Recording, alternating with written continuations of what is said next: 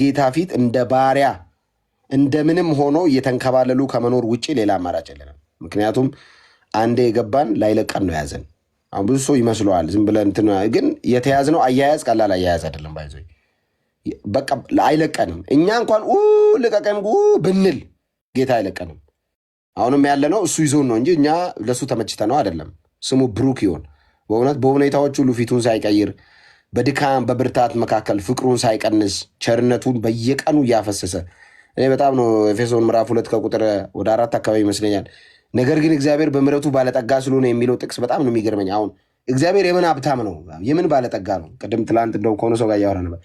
እግዚአብሔር በጣም ብዙ እንጥቅ ምሕረት አለው ማለት ነፍ ምሕረት አለው። አየህ፣ ሀብታም ነው በምሕረት በቃ እግዚአብሔር። አሁን እንደዚህ ነው እግዚአብሔር ባለጠጋ። እግዚአብሔር እንደዚህ ኦፍኮርስ ምንም አይጎልበትም፣ የዘላለም አምላክ ምን ይጎል፣ ግን ምሕረት ብዙ አለው ማለት ነው። አንተ ነፍ ነው ምሕረቱ በቃ እና በምሕረቱ ባለጠጋ ስለሆነ ነው የሚለው። ይገርመኛል በቃ በበደላችሁና በኃጢአታችሁ ሙታን በነበራችሁ ጊዜ ነው የሚለው እና ምሕረቱ ብዙ ስለሆነ ቸርነቱ ብዙ ስለሆነ ደግነቱ ብዙ ስለሆነ ይኸው ከትላንት ዛሬ ይኸው ከዚች ደቂቃ ወደምትቀጥለዋ ደቂቃ በታወጀብን የሞት መዓት ልክ ክፉ ሳያገኘን እንደ በተደገመብን ከተማ ላይ እየተነፈስን እየኖርን ይጠፋሉ በተባልንበት መድረክ ላይ ለቁጥር አዳጋሽ የሆነ እየመጣ ያለ የክርስቶስ ኢየሱስ ተከታይና የዚህ ወንጌል እውነት ብርሃን መስካሪ የሆነ ሕዝብ እንደዚህ በየስሩ ከየእንትኑ እየወጣ በየአደባባዩ በየቤተ እምነቱ ኢየሱስ የሚለውን ስም ሲያገንና ሲያደምቅ እንደማየት ምን ስኬት አለ? መንፈስ ቅዱስ ደግሞ ይህንን ጌታ ለመመስከር ሕያው ምስክር ስለሆነ አትቋቋመው። ሁሌ ነው የምናገረው።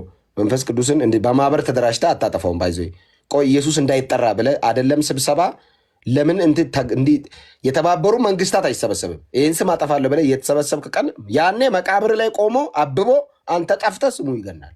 ኢየሱስ እንደዚህ ጉልበታም ስም ነው ባይዘው። እንደውም በቃ እናጥፈው የተባለ ቀን ደግሞ ይብሳል የዚህ ስም ጉልበት። በጣም ነው የሚገርመኝ። እኔ እንደውም ዝም ሲባል ነው እንትን ማለት ያለባችሁ ክርስቲያኖች። እንደዚህ አይነት ንቅናቄዎች ሲመጡ በወንጌል ጉዳይ ላይ በጣም ማቀጣጠል ማጠናከር ነው ያለብን።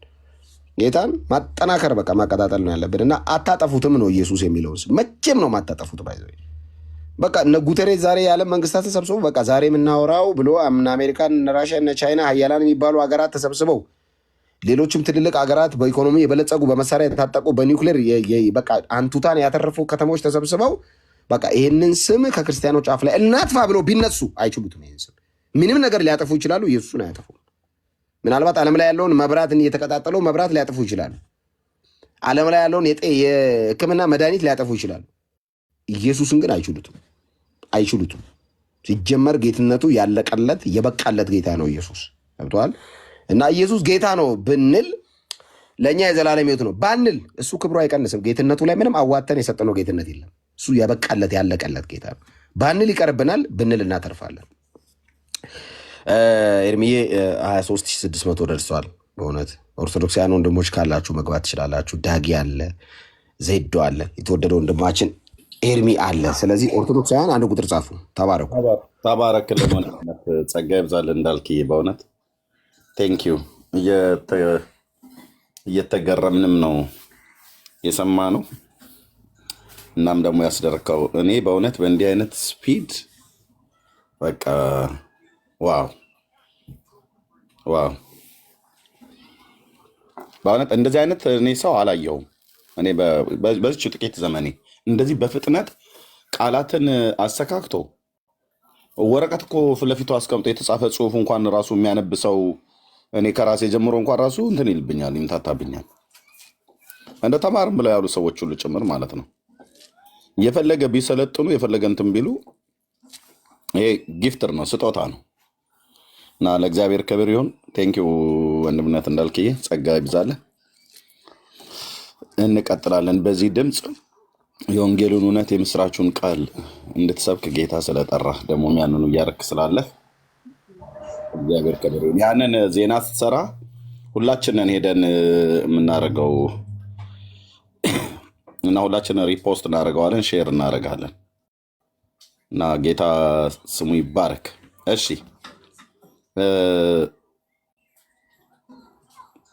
ኦኬ። በዚህ አርዕስት ላይ አይመጡም። ይመጣሉ ብላችሁ ታስባላችሁ ወንድሞች? ዳግሻ ኤርሚ አቤልን ላስገባው። አቤል ቀብራራው እዛው አንቺ ራስሽ እንትን ካልሽ ከኔ ጋር እኔ አወራዋል። እስኪ እንደው በቤዛ በኩል አላወራሁትም። አቤል ና ግባ። ኧረ ትናንትና እኔ ጋር አስገብቼው ረጅም ሰዓት ቁጭ ብሎ እውነት እንግዲህማ አንድ ቁጥር ሲጽፍ አይቼው እኔ ደግሞ ኦርቶዶክስ የሆናችሁ አንድ ቁጥር ጻፉ ጋይስ። ኦርቶዶክስ የሆናችሁ ኑ ግቡ፣ ተባረኩ። እንዳልክዬ ለመስማትም ያዳግታል አንዳንዴ። እኔ እየተከታተልኩት እንኳን ያመልጠኛል ፍጥነቱ በጣም እግዚአብሔር የተባረከ።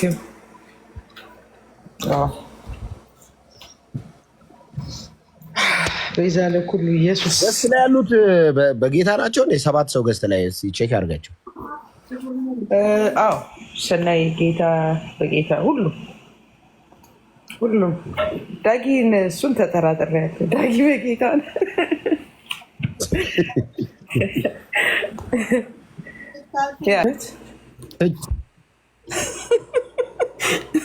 እንዳልክ ወይኔ ጉድ ምስር እየበላሁ እኔም እየበላሁ ማለሚ እኔ ትችለዋለሁ። እኔ ታውቃለሁ እንግሊዝኛ ምን አውቃለሁ? እኔ ከአማርኛ ውጭ ወፍ ትላለህ። በወላይትኛ አፌን ፈትቼ በአማርኛ ስራ የምሰራልኝ። አማርኛ እኮ በጣም ቅኔ ይበዛዋል ታውቃለህ። እኔ እሱም እንደዚሁ አጠር አድርጎ ያቀርብልናል። ተካተካ እያልን እንሄዳለን። በቅኔ ደግሞ በእንግሊዝኛ የሚያቀርብልን ወንድም አለ። ከስር ድምፁ የሚያስቀኝ እኮ የሚገባው ሳቅ እያልን እንሄዳለን። ሊስትን ማይ ወርድስ ኢንተርኒንግ ማይ ወርድስ ቱ ሊስቲኒንግ ሊስትን ቱ ማይ ወርድስ ሊስኒንግ ቱ ማይ ወርድስ ዘበት ኢንተርኒንግ ለሶስተኛውና እንግሊዝኛው እኮ ወንጀል እኮ ነው፣ ያስጠይቃል እኮ እንዴ። አይ እንዳል ኮሜንታተር አይተሃል? እንግሊዝኛም ገዛለሁ እንዴ?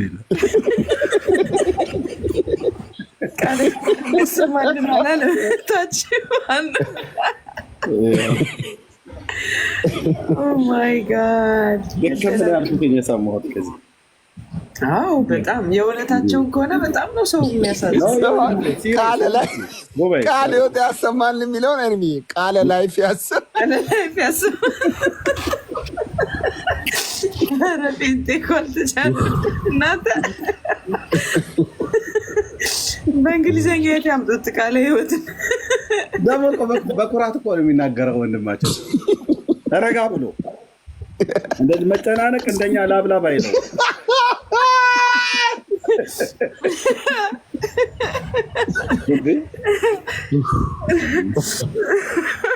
ግራመር ምናምን ነገር የራሱ ጉዳይ።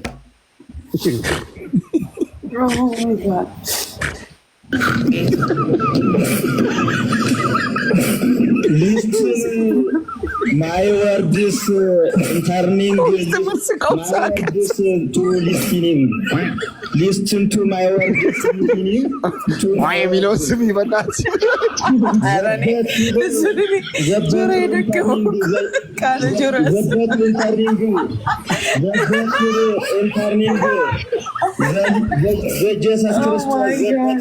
ዘጀሰስ ክርስቶስ ዘበትር ኢንተርኒንግ ዘጀሰስ ክርስቶስ በስ ዘ ዳክተር ሰንድሊ አፍቱ ዘ ዳክተር ሰንት አፍቱ ዘ ዳክተር ሰንት ቤተ ክርስቲያን ለቤተ ክርስቲያን ግድ የላችሁም። ይሄን እንግሊዝኛ ይሄን ቅኔ ጽፎ የሰጠው ዳጊ ሳይሆን አይቀርም። ዝም ስልክ ላይ ነበርኩ። ምንድን ነው ያመለጠኝ? በጌታ አንተ ጽፈህ ሰጠው ተብሎ የሚል የውስጥ አዋቂ ምንጮች እየተናገሩ ነው ሚዲያ ላይ። አሜሪካ የተላከ ቅኔ ነው ተብሎ እዚህ ደግሞ አመጣችሁ። እኔ በእንግሊዝኛ እኮ ነው የምሩን እኮ ነው የእውነት አለ። ሪስትሪክሽን አመጣብን እንግሊዝኛው ጭራሽ። አሁን እኮ በየሚዲያ ሁሉ ጭራሽ ይቅርታ ይጠይቃሉ ብለን ስንል ነገሩን ሁሉ አበለሻሽተውት ቁጭ አሉ ምናምን ነገር እያሉ ሁሉም እየየ እያለ ነው እየየ እያሉ ነው እየየታው ቀልጧል ማለት ነው። ይሁን ለማንኛውም ግን ሰዎችን አስገድደውም ቢሆን ይቅርታ ሊያስጠይቁ እንደሚችሉ ይታወቃል። እዛ ቤት እኮ ታውቃለህ። ካልሆነ ስልጣነ ክህነትን እናነሳለን ብለው ይለዋል። ምንም ችግር የለባቸውም። ኤርሚ መጽሐፍ ቅዱስ ያለውን ሲል ስልጣነ ክህነት ዝም ብሎ እሳቸው እኮ ከራሳቸው የተናገሩት የለም አይደል? በሀሳብ ደረጃ ትክክለኛ ነገር ነው። ያ ቤተክርስቲያኒቱ እኮ ከመጽሐፍ ቅዱስ ውጭ የራሴ ብላ የምትለው ትምህርት አላት። ከመጽሐፍ ቅዱስ ውጭ የራሴ ብላ የምትለው ትምህርት አላት ቤተክርስቲያኒቱ። ኦርቶዶክስ ከመጽሐፍ ቅዱስ ውጭ ራሷ ክሬት ያደረገችው ራሷ ያዘጋጀችው ትምህርት አለ። ያ ትምህርት ምንጩ ከመጽሐፍ ቅዱስ አይደለም የተቀዳው። ምንጩ ሊቃውንቱ አምልተው አስፍተው እንደሚሉት ማለት ነው። የራቀውን አቅርበው የቀረበውን አስፍተው እንደሚሉት እንደዛ ብለው የሚተረጉሟቸው የመጽሐፍ ቅዱስ ክፍሎች አሉ። የሚመስለውንም የማይመስለውንም፣ የሚሄደውንም የማይሄደውንም፣ የሚስማማውንም የማይስማማውንም። ለመጽሐፍ ቅዱስ ተስማማው አልተስማማው አይደለም እነሱ የሚያመጡት ትምህርት። ዋናው እነሱ ለሚፈልጉት ትምህርት የተስማማ ወይ የተጠጋጋ ነው ወይ አይደለም ወይ ነው እነሱ ጭንቀታቸው። ቢስማማም ባይስማማም ደግሞ ህዝቡ መጽሐፍ ቅዱስን እንደማያነብ እርግጠኞች ስለሆኑ የቱንም ያህል ቃል አምጥተው ከመጽሐፍ ቅዱስ ይስማማ አይስማማ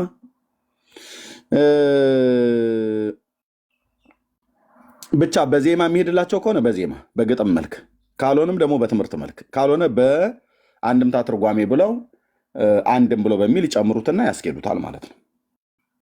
ያስኬዱታል። በተለይ ደግሞ ማርያምን በተመለከተ ከሆነ በምንም አይነት መልኩ ሁሉንም ለእሷ ሰጥተህ ብትናገር በፍጹም ትክክል ነህ ነው የምትባለው።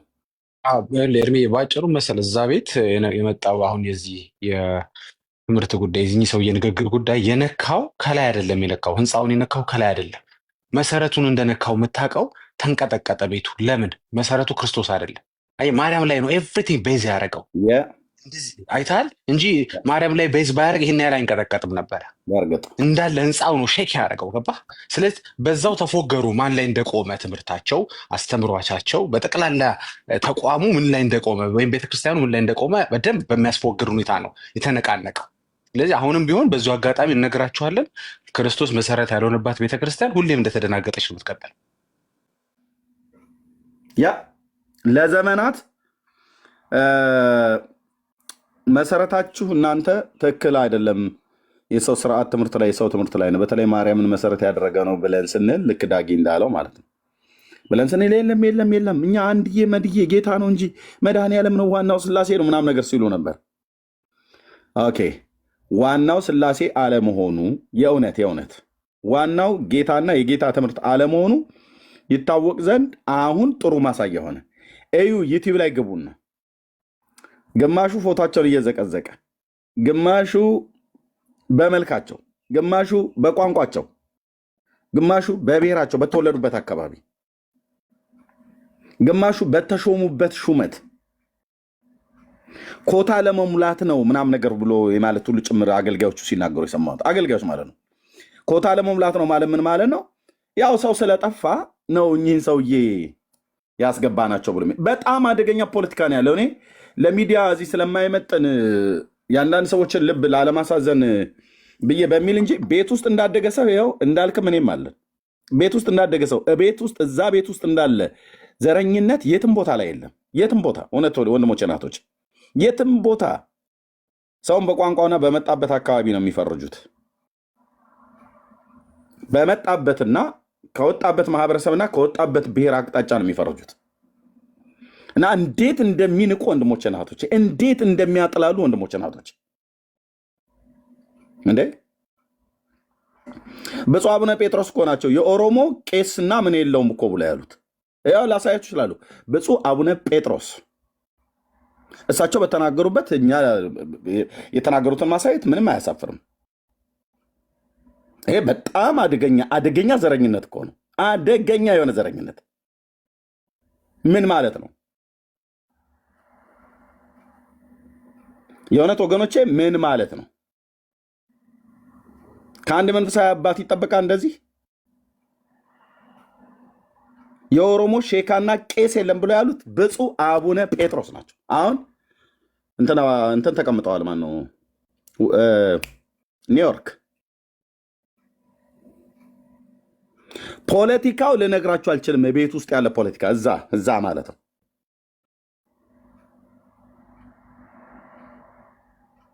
ኤርሚ ቅርታ፣ ጥበብ የሚሉት ትክክል አይደለም። እንትኑ ምንድን ነው ማለት ይታያል በደንብ ለአንተ ፒክቸሩ ላይ ያለው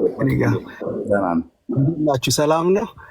ለዳጊ ምን ያህል ቴክስት እያደረግኩለት ነበር በዚህ ጉዳይ ትንሽ እንድታወራበት ብዬ። የሚገርምህ እኔ በእኔ አመለካከት ሰውየው በጣም ጥበብ የተሞላው ነገር ነው ያደረጉት እና እንደው ብንችል እኛ ወንጌል አማኞች ለነገውም ለሳቸው ብንጸልይላቸው የሚል ነገር እኔ ያለኝ። በቃ ሞር እግዚአብሔር ሞገስ እንዲሰጣቸው ጥበብን እንዲሰጣቸው ብንጸልይላቸው። ለምን ዛሬ አሁን በደንብ ሰምታችሁት ከሆነ ቪዲዮውን የተናገሩትን ነገር በጣም ነው ያጸኑበት። እኔ የተናገርኩት የክርስቶስን ቤዛነት ነው። የእሱ ቤዛነት ከማንም ጋር አይወዳደርም።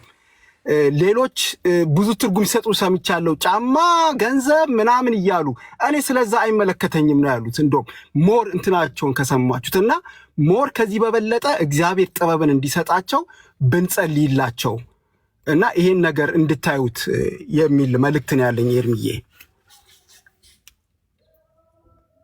ቴንክ ዩ ወንድዬ። ያ ጌታ ይባረክ።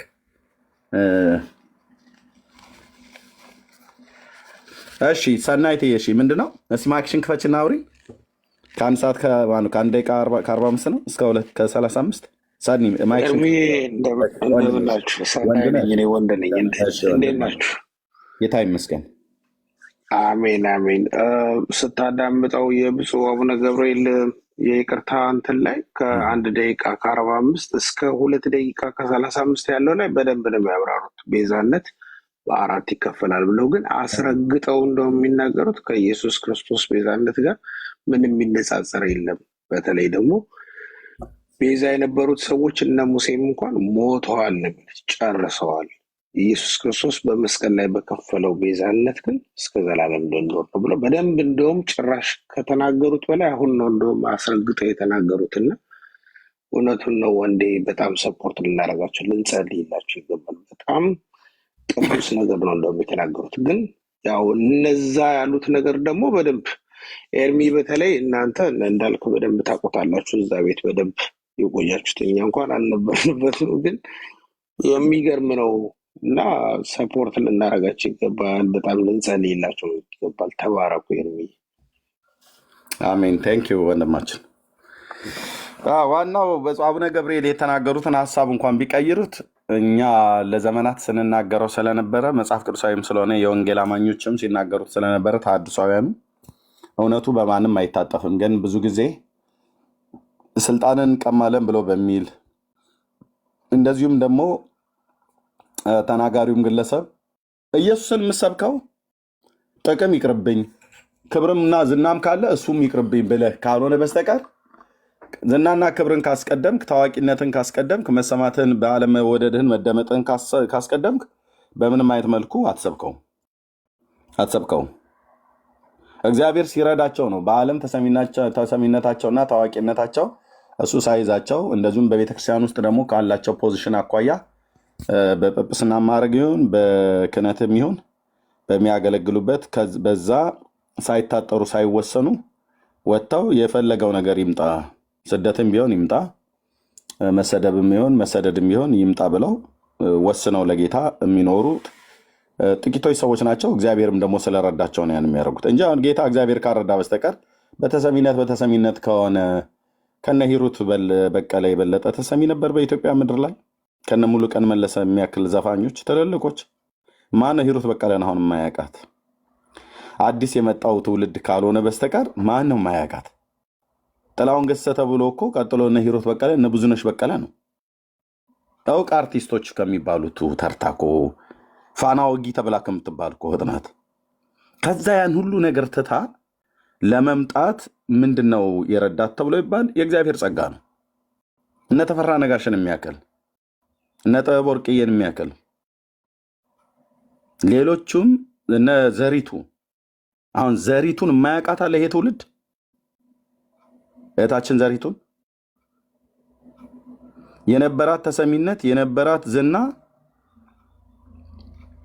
አንድ ዘፈን ኮንሰርት ለማዘጋጅ ስንት ነጋሪት ነው ስንት ከበሮ ነው የሚደለቅላት የነበረው ዘርዬ ዘሪቱ ምናምን ነገር እያሉ ማለት ነው።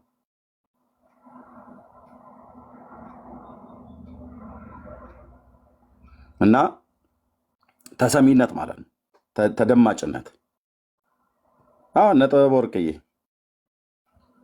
እኔ ኮረብታማ መናፈሻ ሆቴል ገና ሲዘፍን ነው የነ ቴዎድሮስ ታደሰን ዘፈን ሲዘፍን እኔ በዓለም ነበርኩ ያኔ እቀድስ ነበር የካ ሚካኤል ደጀ ሰላም ደጅ ጥናት ይዤ ማለት ነው።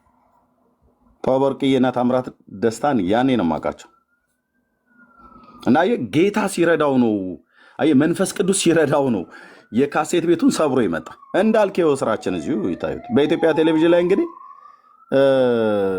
በዚህ ወጣትነቱ በጉርምስናው በንግግር ክህሎቱ ገና አፍላ የነበረ ማለት ነው። እኛ መቼም ሰው ሲሞት ነው እንትን የምንለው አይደል? የረዳቸው እግዚአብሔር ነው። የረዳቸው እግዚአብሔር ነው። አሁንም ያሉትንም የሚረዳቸው እግዚአብሔር ነው። ተሰሚነትና ታዋቂነት ተደማጭነት ከሆነ እንግዲህ በኢትዮጵያ ቴሌቪዥን ፕሮግራም አንድ አይደለም፣ ሁለት አይደለም፣ ሶስት አይደለም፣ አራት አይደለም፣ በዘፈናቸውም በንግግራቸውም እየተጠሩ እንዲናገሩ ግማሹ በማስታወቂያ ግማሹ በዘፈን ግማሹ በንግግሩ ሀሳቦችን ጥሩ ሀሳቦችን በማንሳት ማለት ነው። ማን ነው የማያውቀው የነበረ? ማን ነው የማያውቃቸው የነበረ? ሌሎችም አሉ አድፍጠው የተቀመጡ ማለት ነው። ገና ያለቀቃቸው ግን እውነት የገባቸው እውነት እኮ ጴንጤው ጋር እንዳለ እኮ በደንብ ያውቃሉ። አሁን በባለፈው ላይ ጌታን የተቀበለች ከነ መሐሙድ አህመድ ጋር ስዘፍን የነበረች ማን ነበረች? ፓስተር ካሳሁን ፔጅ ላይ ቀርባለች። እነ ሸዋፈራውን አርቲስቶቹንማ ታያቸው ከና አርቲስት ቻቺ ታደሰ ራሷ ጌታን ተቀብላለች። ቻቺ ታደሰ ጌጡ የምትባል ብዙ አርቲስቶች ደግሞ አሁን በጣም የሚያስደነጋግጥ ዘፋኞች ጌታን አግኝተዋል። አልወጡም ግን ገና ናት። በቅርብ ይወጣል። የቻችንም አይቼዋለሁ። ከነ መሐሙድ አህመድ ጋር ስዘፍን የነበረ ፓስተር ካሳሁን አቅርቧት ልጆቼ ትዝታውንና የወንጌላዊ ኤርሚያስን ካሴት ነበረ ማለትን ነበር ቪዲዮ ነበር የሚሰሙት እና ስሚያቸው ምናምን ነገር ብሎ እኔ ጋር መታ ራሱ እዚህ መስክራ ነበር። አይ ቲንክ አሁን ስለተኛች ይሆናል። ከነ መሐሙድ አህመድ ጋር ስዘፍን የነበረች አርቲስት ማለት ነው። ቸሊና ነው ስሟ። ፓስተር ካሳሁን ጋር ገብታ የነበረው ቀርባ የነበረው እኔ ጋር እዚህ መታ ነበረ እና እዛ ሆና ነበር ስሰማ የነበረው። ልጆቼ ትዝታውንና ኤርሚያስን ይሰሙ ነበር፣ እኔም ሰማሁኝ እና ወደ ጌታ እንደመጣ ጌታ ረዳኛለች። ምን እላችሁ ነው? እግዚአብሔር ካረዳ በስተቀር ሰው ወደ ክርስቶስ አይመጣም። እንዲመጣም ደግሞ ብዙ ነገራቸውን የሚያስጥላቸው የጸጋው ጉልበት እኛን ያስጣለን ማለት ነው። የጸጋው ጉልበትና ብርታት ነው እና ለእግዚአብሔር ክብር ይሁንለት። ምንድነው በጣም ብዙ ጊዜ የሚባል ነገር አለና የዛ እንትን ጥቅም አግኝተው ምናምን ነገር ይባላል። ጥቅም ከተባለ አሁን እውነት ማስታወቂያ ለስራ ብሎ ቢል እዛው የተለያየ ነገር ላድርግ ብሎ ቢል ብዙ ነገር አያገኝም። እንዳልክ የምድራዊ ጥቅም ካስፈለገ ማለት ነው። አሁን ወደ ጌታ ቤት ከመጣህ በኋላ ስንት ሺህ ብር ሰራህ ብዬ ብለው ምንም የሰራው ነገር የለም። አየህ፣ ዓለም ግን ወደ ክርስቶስ ስትመጣ ጥቅም ፈልገው ነው ይላሉ። አዎ ጥቅም ፈልገው ነው። ጥቅሙ የዘላለም ሕይወት ማለት ነው። አየህ፣ እና ይሄን ነው የምንተውላችሁ። ዋናው ግን ብፁዕነታቸው የተናገሩትን ሀሳብ አልካዱትም። ግን ወደ መጨረሻ አካባቢ ላይ ማርያም ራሷ የክርስቶስ ቤዛ ናት ብለው ያሉት እሷ ንግግር ዝም ብለን እንለፋት፣ ያው በቤተ ክህነቱ ንግግር ቅድም እንዳልክዬ እንዳለው ማለት ነው። ኦኬ። እና ለእግዚአብሔር ክብር ይሁን። ዋናው በኢትዮጵያ ኦርቶዶክስ ቤተክርስቲያን ውስጥ አጉልተን ማሳየት የምንፈልገው ይኸውልህ፣ ክርስቶስን ብትነካ፣ ክርስቶስን አበሻግጠህ ብትሳደብ፣ ክርስቶስን እያቃለልክ ብትናገር፣ ክርስቶስን እያዋረድህ በጽሁፍ ብትጽፍ፣ በትምህርት ብታስተምር፣ በስብከት ብትሰብክ፣ በተለይ ከላይ ያሉቱ ማናቸውም አይናገሩም። ማናቸውም አይታችኋቸዋል። ሙስሊሞቹ ለሚሳደቡት ስድብ በቲክቶክ ላይ ያሉት እነ እፎይና ሌሎች እስልምና ላይ የሚሰሩት የኦርቶዶክስ ሴቶች፣ ጥቂት ሴቶችና ወንዶች ናቸው እንጂ መልስ የሰጡት የትኛው ነው? የአላህ ህዝነታቸው በላያቸው ላይ እና ሰላም ይደርባቸው እያለ ቄሱ መግለጫ የሰጠው? የትኛው የኦርቶዶክስ አገልጋይ ነው መልስ የሰጠው? ከነ እፎይና ቲክቶክ ላይ ከእስልምና ጋር እንከራከራለን ብለው ካሉ ከጥቂቶቹ በስተቀር እስኪ አንድ ጥሩልኝ። አንድ ይሄ ሊቀ ሊቃውንት የተባለው እጁ ላይ ጉማጅ መስቀል፣ አንገቱ ላይ ትልቅ መስቀል፣ ቀሚስ፣ ከላዩ ላይ ጭንቅላቱ ላይ ጥምጥም አድርጎ አሸንክታቡን አሳምሮ ፊት ለፊት የመጣ ከነ ሊቀ ሊቃውንት ቀለም ወርቅ ጀምሮ ማን ነው እሱ መልስ ይሰጠ? ማን ነው መልስ የሰጠ? አቡ ሃይደር ሲሳደብ እፎይ ተናገር አይደል? የፕሮቴስታንቶቹ ናቸው መልስ የሰጡት። የኛዎቹ ግን አንዳቸውም አልተነፈሱም እኮ ነው ያለው።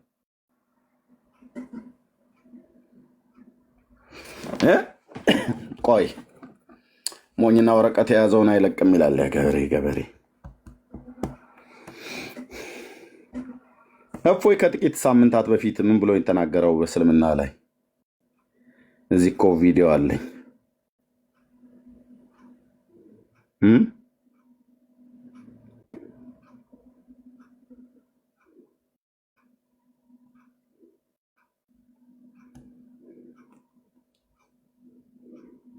እንዳለ ፖሊስ ምናልባት ስለምታውቁ ማለት ነው እናመጣውን ነገር መልሰን ወደ ፕሮቴስታንት ተነጋግረን እንደምንለው ይሆናል ማለት ነው። በምን አይነት ሳይድ ነው የመጣው ሰውየው እንትን የሚለው ስላለ ማለት ነው። ነገር ግን የመጡት ልጆች ለምሳሌ የመጡትን እንኳን የሚያስተምርልን አታን እንዲሁ የበተናቸዋል። የሚያስተምር ጠፍቶ ማለት ነው። ከእስልምና መጥተው አያችሁ፣ ከእስልምና መጥተው በኦርቶዶክስ ተዋሕዶ ቤተክርስቲያን ውስጥ የሚያስተምር ጠፍቶ። ለምን የሚያስተምር የሚጠፋው? እፎይ ጠይቋል። መልሱን ስሙት። እንዲሁ የበተናቸዋል። እስቲል አሁን ራሱ የሚበተኑ ልጆች አሉ መጥተው። ምክንያቱም ኦቨር ነው ማስተማሩ በጣም እስልምና ላይ ያሉት ከእስልምና የሚመጡትን ማስተማሩ ትንሽ ከበድ ስለሚል ማለት ነው። እያንዳንዱ ከሀ ጀምሮ እስልምና ላይ ያለውን ሲናገር መጡ። ብዙ ኦርቶዶክሳውያን ወደ ኦርቶዶክስ ተመለሱ ማለት ነው። ከእስልምና ወደ ኦርቶዶክስ ተመልሰው ግን የመጡትን ሊያስተምር የሚችል አንድ መምህር ታቶ ጠይቆ በውስጥ ደክሞት ማንም የለም እና ስለዚህ ወደ እስልምና ሃይማኖት እየተመለሱ ነው፣ እየተበተኑብን ነው። እኛ እዚህ እንሰራለን፣ ተቀብሎ የሚያገለግለን የለም። ምክንያቱስ ቄስና የሊቀ ዲያቆን የተባለው መምህር የተባለው በየሰፈሩ የሚጠጣው ጠላ አላጡም። አየህ፣ ህዝብን ተቀብለው አያስተምሩም። ኢቨን ከእኛ ከወንጌላውያን አማኞች እንኳን ብትሄድ አያስተምሩም አልኩ። ምን እንደሚያስተምሩ ያው ጥምቀትና ቁርባን ነው፣ ሚስጥራት ምናምን ነገር ይላል። በቃ አለቅ። ከዛ ውጭ የለም። ለብ አድርገው ልክ እንደነ መምሬ ወጣ ገባ፣ እንደዚህ አይነቱ ወጣ ገባ ብያልኩት ማለት ነው። ቀኝና ግራውን የማያውቅ እዚህ እኛም ጋር ተቀምጦ መሰረት ክርስቶስ ነኝ ብሎ የሚል የነበረ ለማነው ቦንኬ ትንቢት ተናግሮለታል ምናምን ነገር ተብሎ ሲባል እሱ ራሱ መሰለኝ ሲያወራ የነበረው የሰማሁት መሰለኝ። ቦንኬም አይደለም መልአክ ለምን ትንቢት አይናገርልህም? ቦንኬ እግዚአብሔር ሰው መሆኑ እናምናለን እኛ።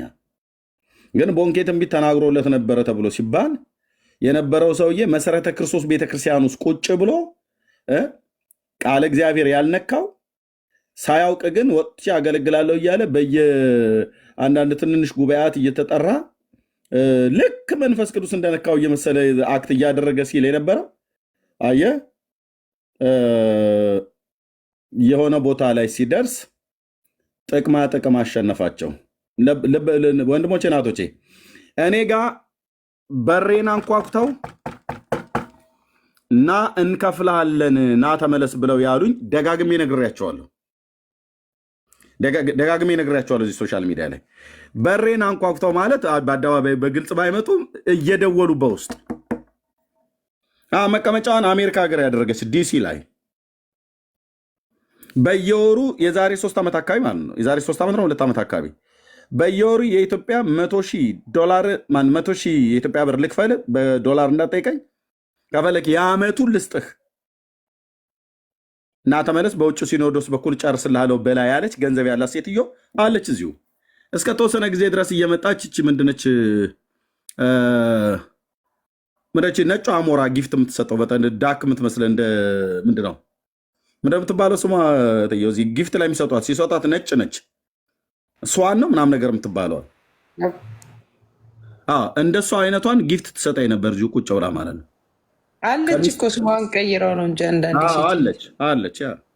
ልክ አሁን 12 ሰዓት ከ20 ነው እኔ ጋ በዚህ ሰዓት አካባቢ ነው ምሳ ልንበላ ከሚስቴ ጋር ሶፋ ላይ ቁጭ ብላ ልጆቻችን ትምህርት ቤት ነው ያሉት። ቁጭ ብለን ባለንበት ነው ስልክ የተደወለልኝ። ብዙ ጊዜ ትከታተል ነበር። አየህ እነሱ ገንዘብ በጅተዋል። እና እነ መምሬ ወጣ ገባ ብያልኳቸው ዝም ብለው እንዳይመስል ይሄዱት። ከሱ በፊት የነበረው ፍቅረ ነዋይ፣ እኔ ፍቅረ ኢየሱስ አለው ፍቅረ ነዋይ ገንዘብ ማለት ነው በጅተው። እቺ አይነት አሞራ ቴንኪው። እቺ ማለት ነው ሞቲ አሁን የሰጠኝ ተባረኮ እንደምነት እቺን አሞራ ነበር የምትሰጠኝ በጣም ብዙ ጊዜ እየመጣች እና ወንጌል መንገር ስለነበረብኝ ቆይ ሆልድ አርጊውና ያዡ ብያት እና ወንጌል መንገር ነበረብኝ። ወንጌል ነገርኳትኝ ለተወሰኑ ወራቶች ምናምን ነገር ማለት ነው። ከዛ መጨረሻሽ ላይ አንቺም ገንዘብሽም ጥፉ ነው ያልኳት የአብርሃም አምላክ ስለረዳኝ። የምን መመለስ እና ተመለስ። ገንዘብ ያላት ሴት ነኝ እና ተመለስ። እኔ በውጭ ሲኖዶስ በኩል ጨርስልሃለሁ ኤርሚ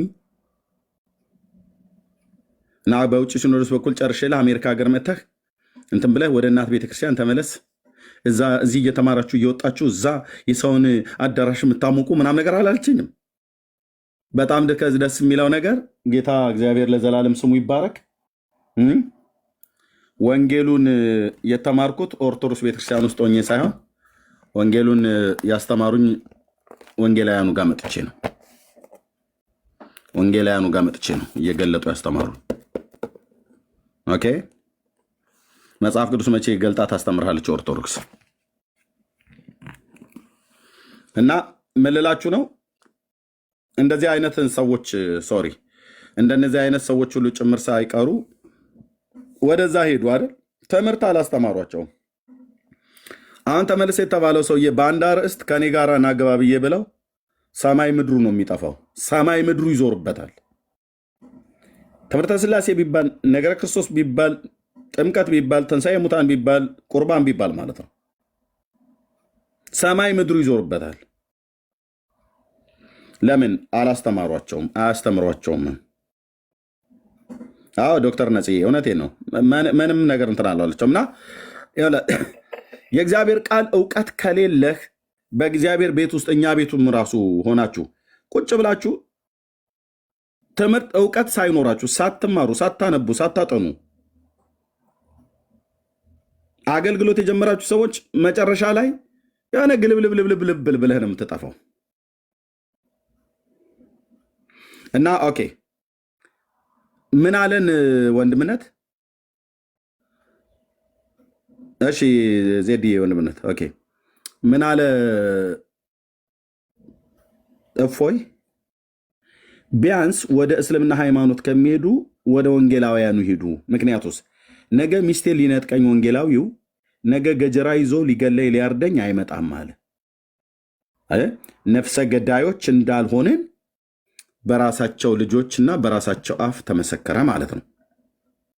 ጴንጤ ቢመጣብህ ሰላም ላንተ ይሁን ብሎ ወንጌሉ ነው ይዞብህ የሚመጣው፣ መጽሐፉን ይዞ ነው የሚመጣው። ሰላም ላንተ ይሁን፣ የጌታ ሰላም ከአንተና ከቤተሰብ ጋር ይሁን ነው ብሎ የሚል ገጀራ ይዞብህ አይመጣም።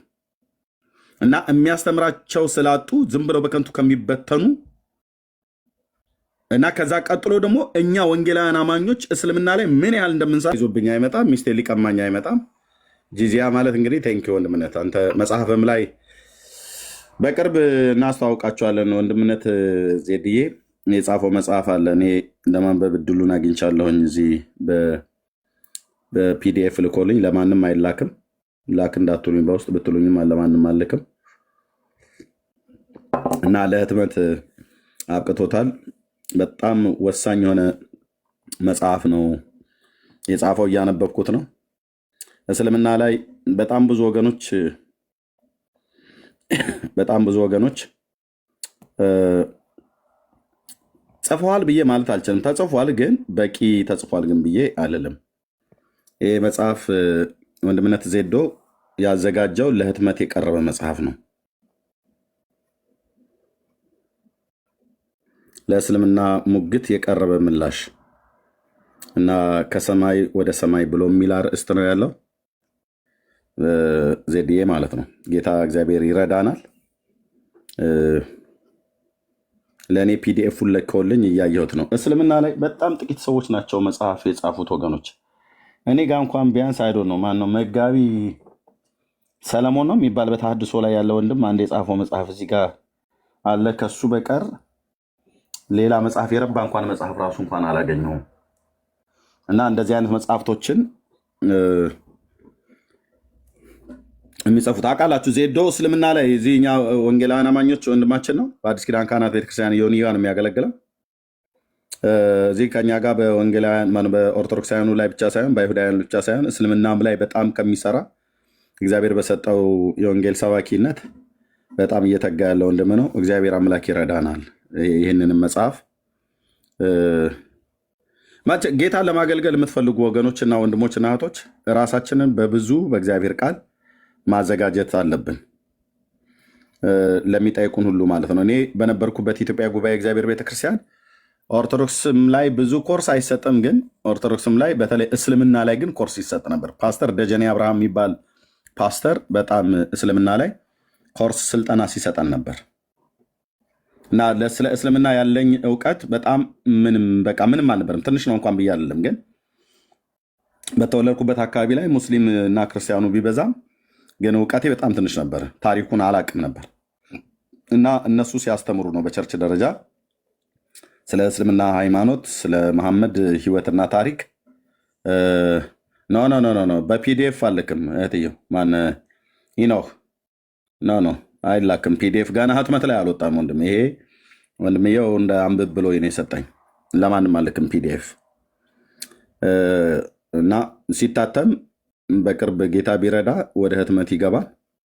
እግዚአብሔር ረድቶን እሱን አብረን ተባብረን የምናደርገውን ለህትመት እንደዛ ካረግን በኋላ ልክ ሲወጣ ልክ እንደነ ሜላ መጽሐፍት ያኔ ለህትመት የሚያስፈልገው ነገር ተገኝቶ ሲወጣ መጽሐፉ ይደርሳችኋል።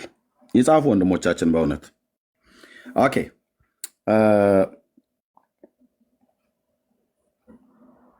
እሺ እዚህ ጋር ነበርኩ የነበርኩትኝ አይደል? እዚህ ጋር ነበር የነበርኩትኝ እና ሊገሉኝ አይመጡም። ሙስሊሞች ማነው ጴንጤዎቹ ሊገሉኝ ገጀራ ይዘውብኝ አይመጡም። ሚስቴን አይነጥቁኝም። እና ደግሞ ምንድናት ያልካት ድገማት። ሲዜዶ ግብር የምትለዋ በአረብኛ ምንድነው? አስገድደው ግብር አያስከፍሉኝም። አስገድደው ግብር አያስከፍሉኝም። አየህ የተባረከው የእግዚአብሔር ሕዝብ አስገድዶ ግብር አያስከፍልም። አስገድዶ ኢየሱስንም ተቀበል አይልም። አስገድዶ ልጅህንም አይነጥቀም። አስገድዶ ሚስትህንም አይደፍረም። ጴንጤ ጋር ግዳጅ የሚባል ነገር የለም። ኢቭን ኢየሱስን እንኳን አስገድዶ አያስቀብሉም። አንዳንድ የቤት ሰራተኛ ቤታቸው ውስጥ የሚያሰሩ ወገኖች የቤት ሰራተኞቻችሁን አስገድዳችሁ ቸርች አትውሰዱ። ኦኬ አይ እኔ ቤቴ የሚሰራ ሰው እኔ ቸርች ስሄድ አብሮኝ ይሄዳል ብለሽ አትበይ እህትዬ። ይሄ ከሌላው ሃይማኖት በምን ተለየ? ያቺ እህት የገባችው አንቺ ቤት ስራ ልትሰራ እንጂ የአንቺን ቸርች ተከተላ ሙሉ ወንጌል መሰረት ክርስቶስ ልትመጣ ተዋውላ አይደለም የመጣችው። በቃ እምነቷ ሙስሊም ከሆነች በስራ እና አንቺና እሷን ያገናኛችሁ ስራ ነው። ኦርቶዶክስ ከሆነች ተስራ፣ የሌላም ቤተ እምነትም ከሆነች ተስራ፣ ዋቄ ፈታም ተሆነች ተስራ።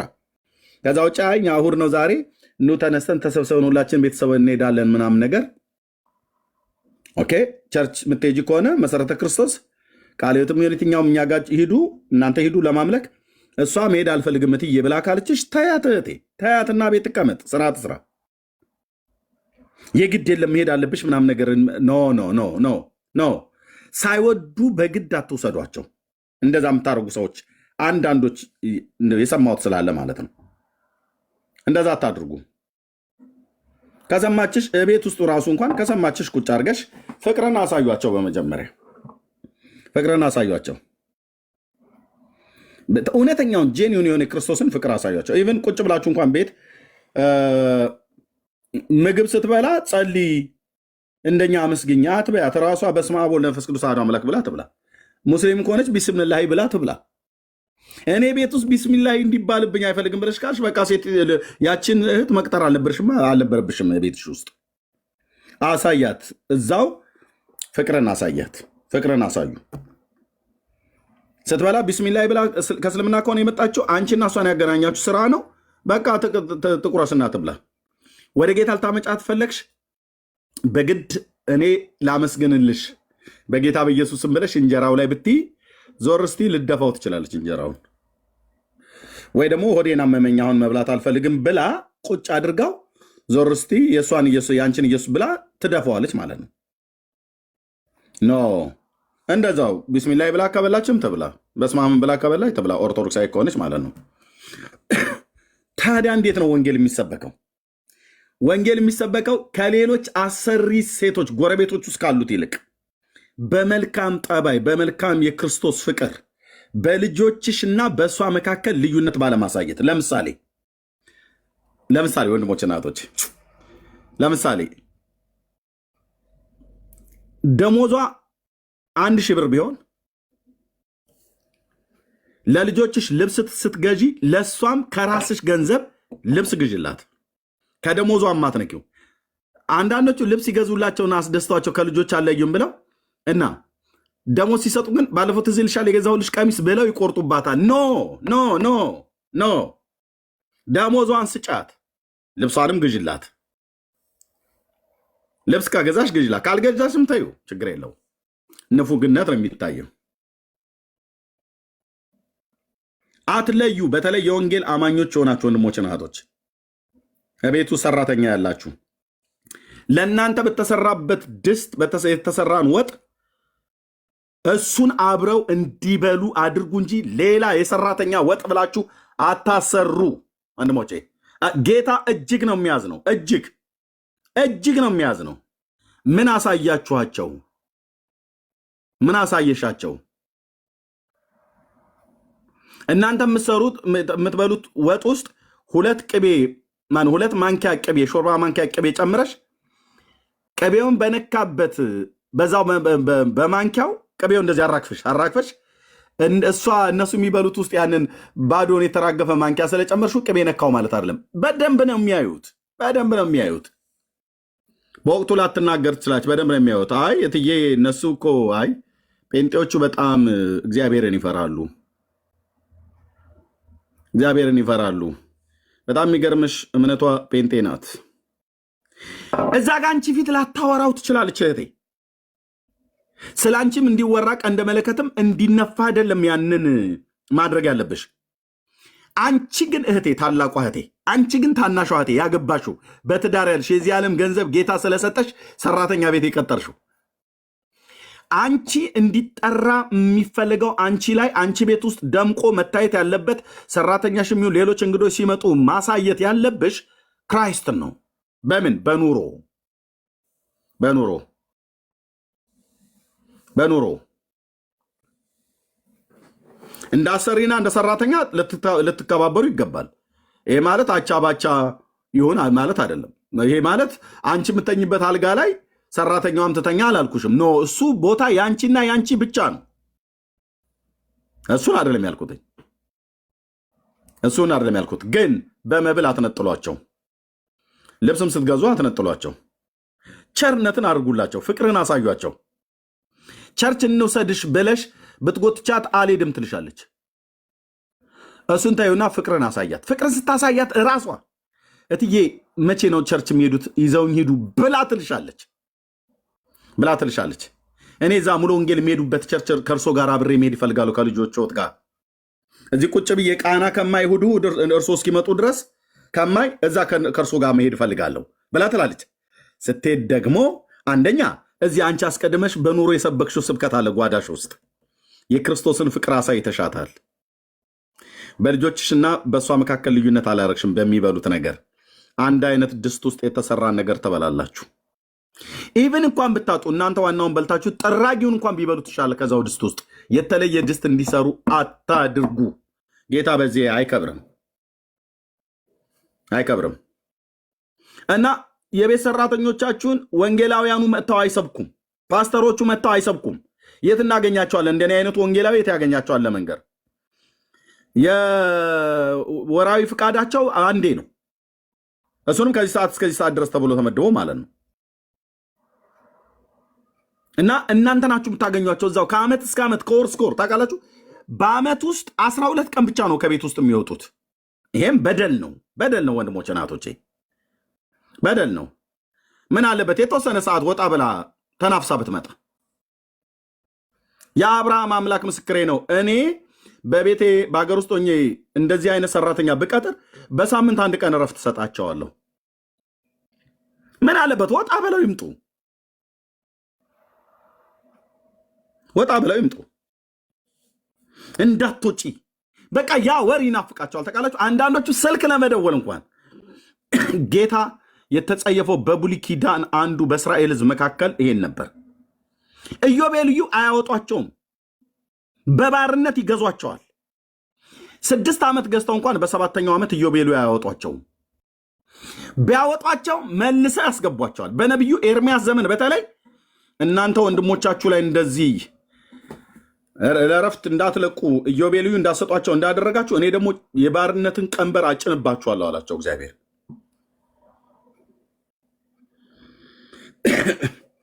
ምልል ነው አስገድዳችሁ ቸርች ለመውሰድ አትሞክሩ። እኔ ጴንጤ ነኝ። እኔ ጴንጤ ቤቴ ውስጥ በስመ አብ ወወልድ ወመንፈስ ቅዱስ ብለሽ እንድትበይ አልፈልግም ብላችሁ የምትሉ ሰዎች ካላችሁ እህቴ በእውነት ነው ብዬ የምለው ወንድሜ ስርዓት ያዙ። አብ ወልድ መንፈስ ቅዱስ እኮ እግዚአብሔር እኮ ነው። በስመ አብ ወወልድ ወመንፈስ ቅዱስ ብላ አማትባት ብላ ኦርቶዶክስ እናት ናት። ያችኛይቱም እምነቷ ነው እስላም ነች። ጥንቱን ስትቀጥሪያት የቀጠርሻት በዛ ከሆነ ማለት ነው ታድርግ። አላህ ብለው የሚጠሩት የእግዚአብሔር የኛ የአምላካችን ስም ባይሆንም ግን ያገናኛቸው ነው። ስለዚህ ያችን እህት ለጌታ ለማድረግ ትፈልጊያለሽ፣ ታገስያት፣ ፍቅርን አሳያት በተግባር። ከዛ ምንም ሳትያት ራሷ እትዬ ከእርሶ ጋር ዛሬ መሰረት ክርስቶስ ቤተክርስቲያን ላይ ደርሶ ጋር የሚሄዱበት ቸርች እና የእርሶን ጌታ መከተል እፈልጋለሁኝ ብላ ትልሻለች። እና ያችን ነፍስ እኮ እቤትሽ በሰራተኝነት ያስገባሻት እህት አንቺ ራሱ በምታሳያት ፍቅርና መልካም ነገር እና በምታሳያት ነገር መንግስተ ሰማያት እንድትገባ ጌታሽን ኢየሱስ ክርስቶስን እንድትከተል አደረግሻት ማለት ነው።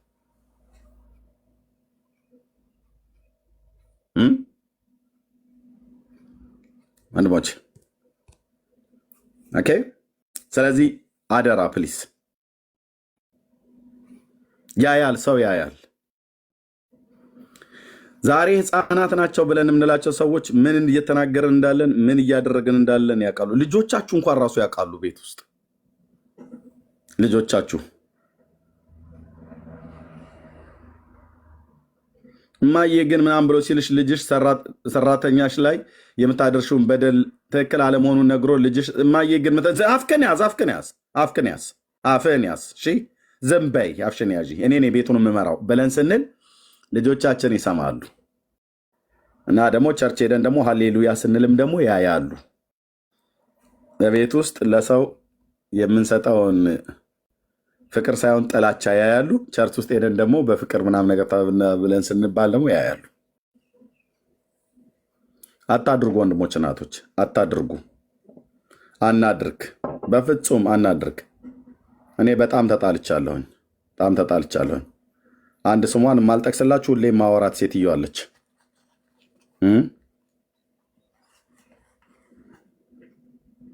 ማን ነው?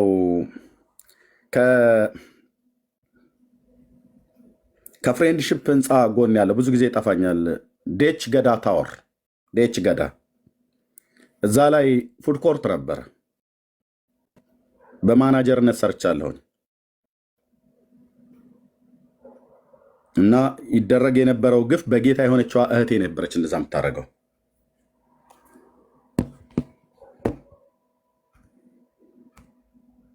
ነግራቸዋለሁ በጣም ብዙ ጊዜ።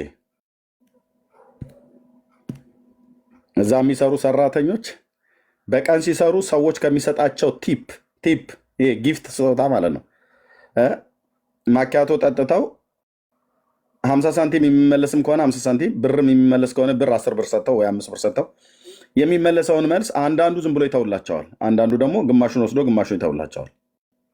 ከዛች የሚያገኟት ቲፕ ማለት ነው። ከእሱ ከሚሰበሰብ ገንዘብ ያስቀምጡ ተባለ። ለምን? በየቢሮው እየተወሰደ እንደዚህ አይነት ሲኒዎች ዚኔ ማኪያቶ ሚስቴ ሰርታል የሚጠጣው እንደዚህ አይነት ሲኒዎች ይቀሩ ነበር ከነሱ ሰራቸው ጭምር እንደዚህ እና ብዙ እቃዎች ይቀራሉ በየቢሮ።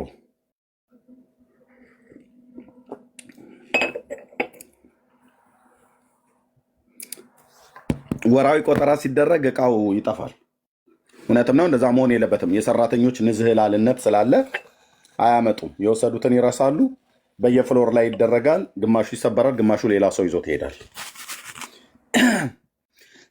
ንገራቸው ብላ ባትለኝም እኔም ነግሬያቸው እሷም ብላ ባለች መሰረት ኃላፊ ነኝና ነገርኳቸው። እቃ ስትወስዱ መመለስ አለባችሁ፣ ቶሎ ማምጣት አለባችሁ። እዛ የወሰዳችሁት ቢሮ ላይ ወዲያውኑ ሄዳችሁ እቃውን መሰብሰብ አለባችሁ። ከፍሎር ላይ ማምጣት አለባችሁ። ካልሆነ ከደሞዛችሁ ይቆረጣል። ተገቢ ነው፣ ልክ ነው። እና ብዙ ጊዜ ስንሰጣቸው ከደሞዛቸው ይቆረጥ ነበር። በወሰዱት እቃ ልክ ባለመመለሳቸው እየተመዘገበባቸው ማለት ነው። ትክክል ነው። ስለዚህ ኦኬ። ከዛ ምን ተባለ? አይ በቃ በየወሩ ከነሱ ደሞዝ ከምንቆርጥ ገንዘብ ከቀኑ የሚያገኙት ይሰብስቡና እሱ ተጠራቅሞ ይገዛል ብላ አለች። በጌታ የሆነች እህት ናት። ወንድሞች እናቶቼ፣ ባሏ ትልቅ አገልጋይ ነው። በመሰረተ ክርስቶስ ቤተክርስቲያን ስርዓት ጌታን ያመልካሉ።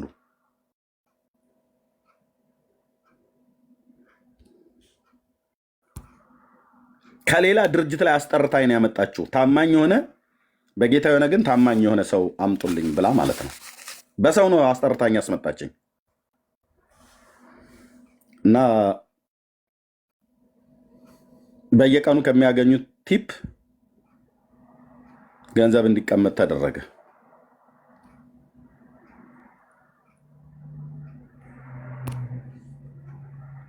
ወሩ በሚደርስ ሰዓት ላይ እቃው ተቆጥሮ ካነሰ ከዛ በየቀኑ ከሚያገኙት ቲፕ ከሚያስቀምጡት ከዛ ገንዘብ ላይ ተዋጥቶ ከተውጣጣው ገንዘብ ላይ ወጥቶ እቃው እንዲገዛ ማለት ነው። በቂ ከበቂ በላይ የሆነ ገንዘብ ተሰበሰበ በየወሩ ማለት ነው። በቀን 2 ብር ሂሳብ ይመስለኛል ያስቀምጡ የነበሩት እያንዳንዱ እና መጨረሻ ላይ እንደዛም ተቀምጦ ከወር ደሞዛቸው ቁረጥ ስትለኝ አልቆርጥም አልኳት። አልቆርጥም። ለምን? አይ አንደኛ ለልጆችሽ ግፍ እንዳታቆይ አልኳት። እኔ ያኔ ጌታንም አገለግል ነበር። ሙሉ ጊዜን ገና አልሰጠውም። ብዙም ሳልቆይ ነው ሙሉ ጊዜን የሰጠሁት። አንደኛ ለልጆችሽና ለራስሽ ዕዳ አታስቀምጭ እህቴ። የሚመጥን ለተሰበረው ወይ ደግሞ ለጠፋው ሶሰርና የማኪያቶ ሲኒዎች ወይ ደግሞ የቡና ሲኒዎች ለሱ የሚመጥን ዋጋ ከዕለት ከሚያገኙት ገንዘብ የተውጣጣ ገንዘብ አለ። እዚያ አንድ ሲኒችን የምታክል የማኪያቶ ሲኒ ምን ያህል እንደምሸጥ ያኔ ምናልባት ታውቁታላችሁ። ሶሰር እንደዚህ አንዳንዱ የብርጭቆ ነው፣ የእንግዲህ ቡና ነው፣ የተለያየ ስለሆነ ይሄን ለመግዛት ብዙ አልነበረም፣ እንዳሁኑ አልነበረም። የሚውጣጣው ገንዘብ በጣም የበቃ ነበር ወንድሞች። መጨረሻ አልቆርጥም አልኳት። ተቆርጣለህ? አልቆርጥም። በዚህ ተጣላን። አልቆርጥም፣ በፍጹም አላረገውም።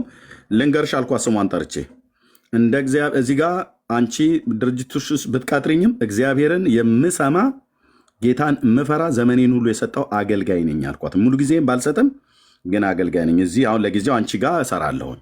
መስራቴም ነውር አይደለም። አስጠርተሽ የመጣሽው እንደ ክርስቲያን እህት የምነግርሽ በጽድቅ መንገድ አድርጊ። ክርስቶስ ጽድቅን ይወዳል፣ እውነትን ይወዳል። አትበድይ፣ አግባብ አይደለም፣ አይጠቅምሽም፣ አይበጅሽም አልኳት። ሃይላንዱን ዕቃ እንዴት አንስታ ውሃውን እንደጠጣችሁ ላጠይቁኝ ፊቴ ማለት ነው። አቃጠልከኝ አይነት ነገር ነው። በዚህ ምክንያት አልተስማማንም።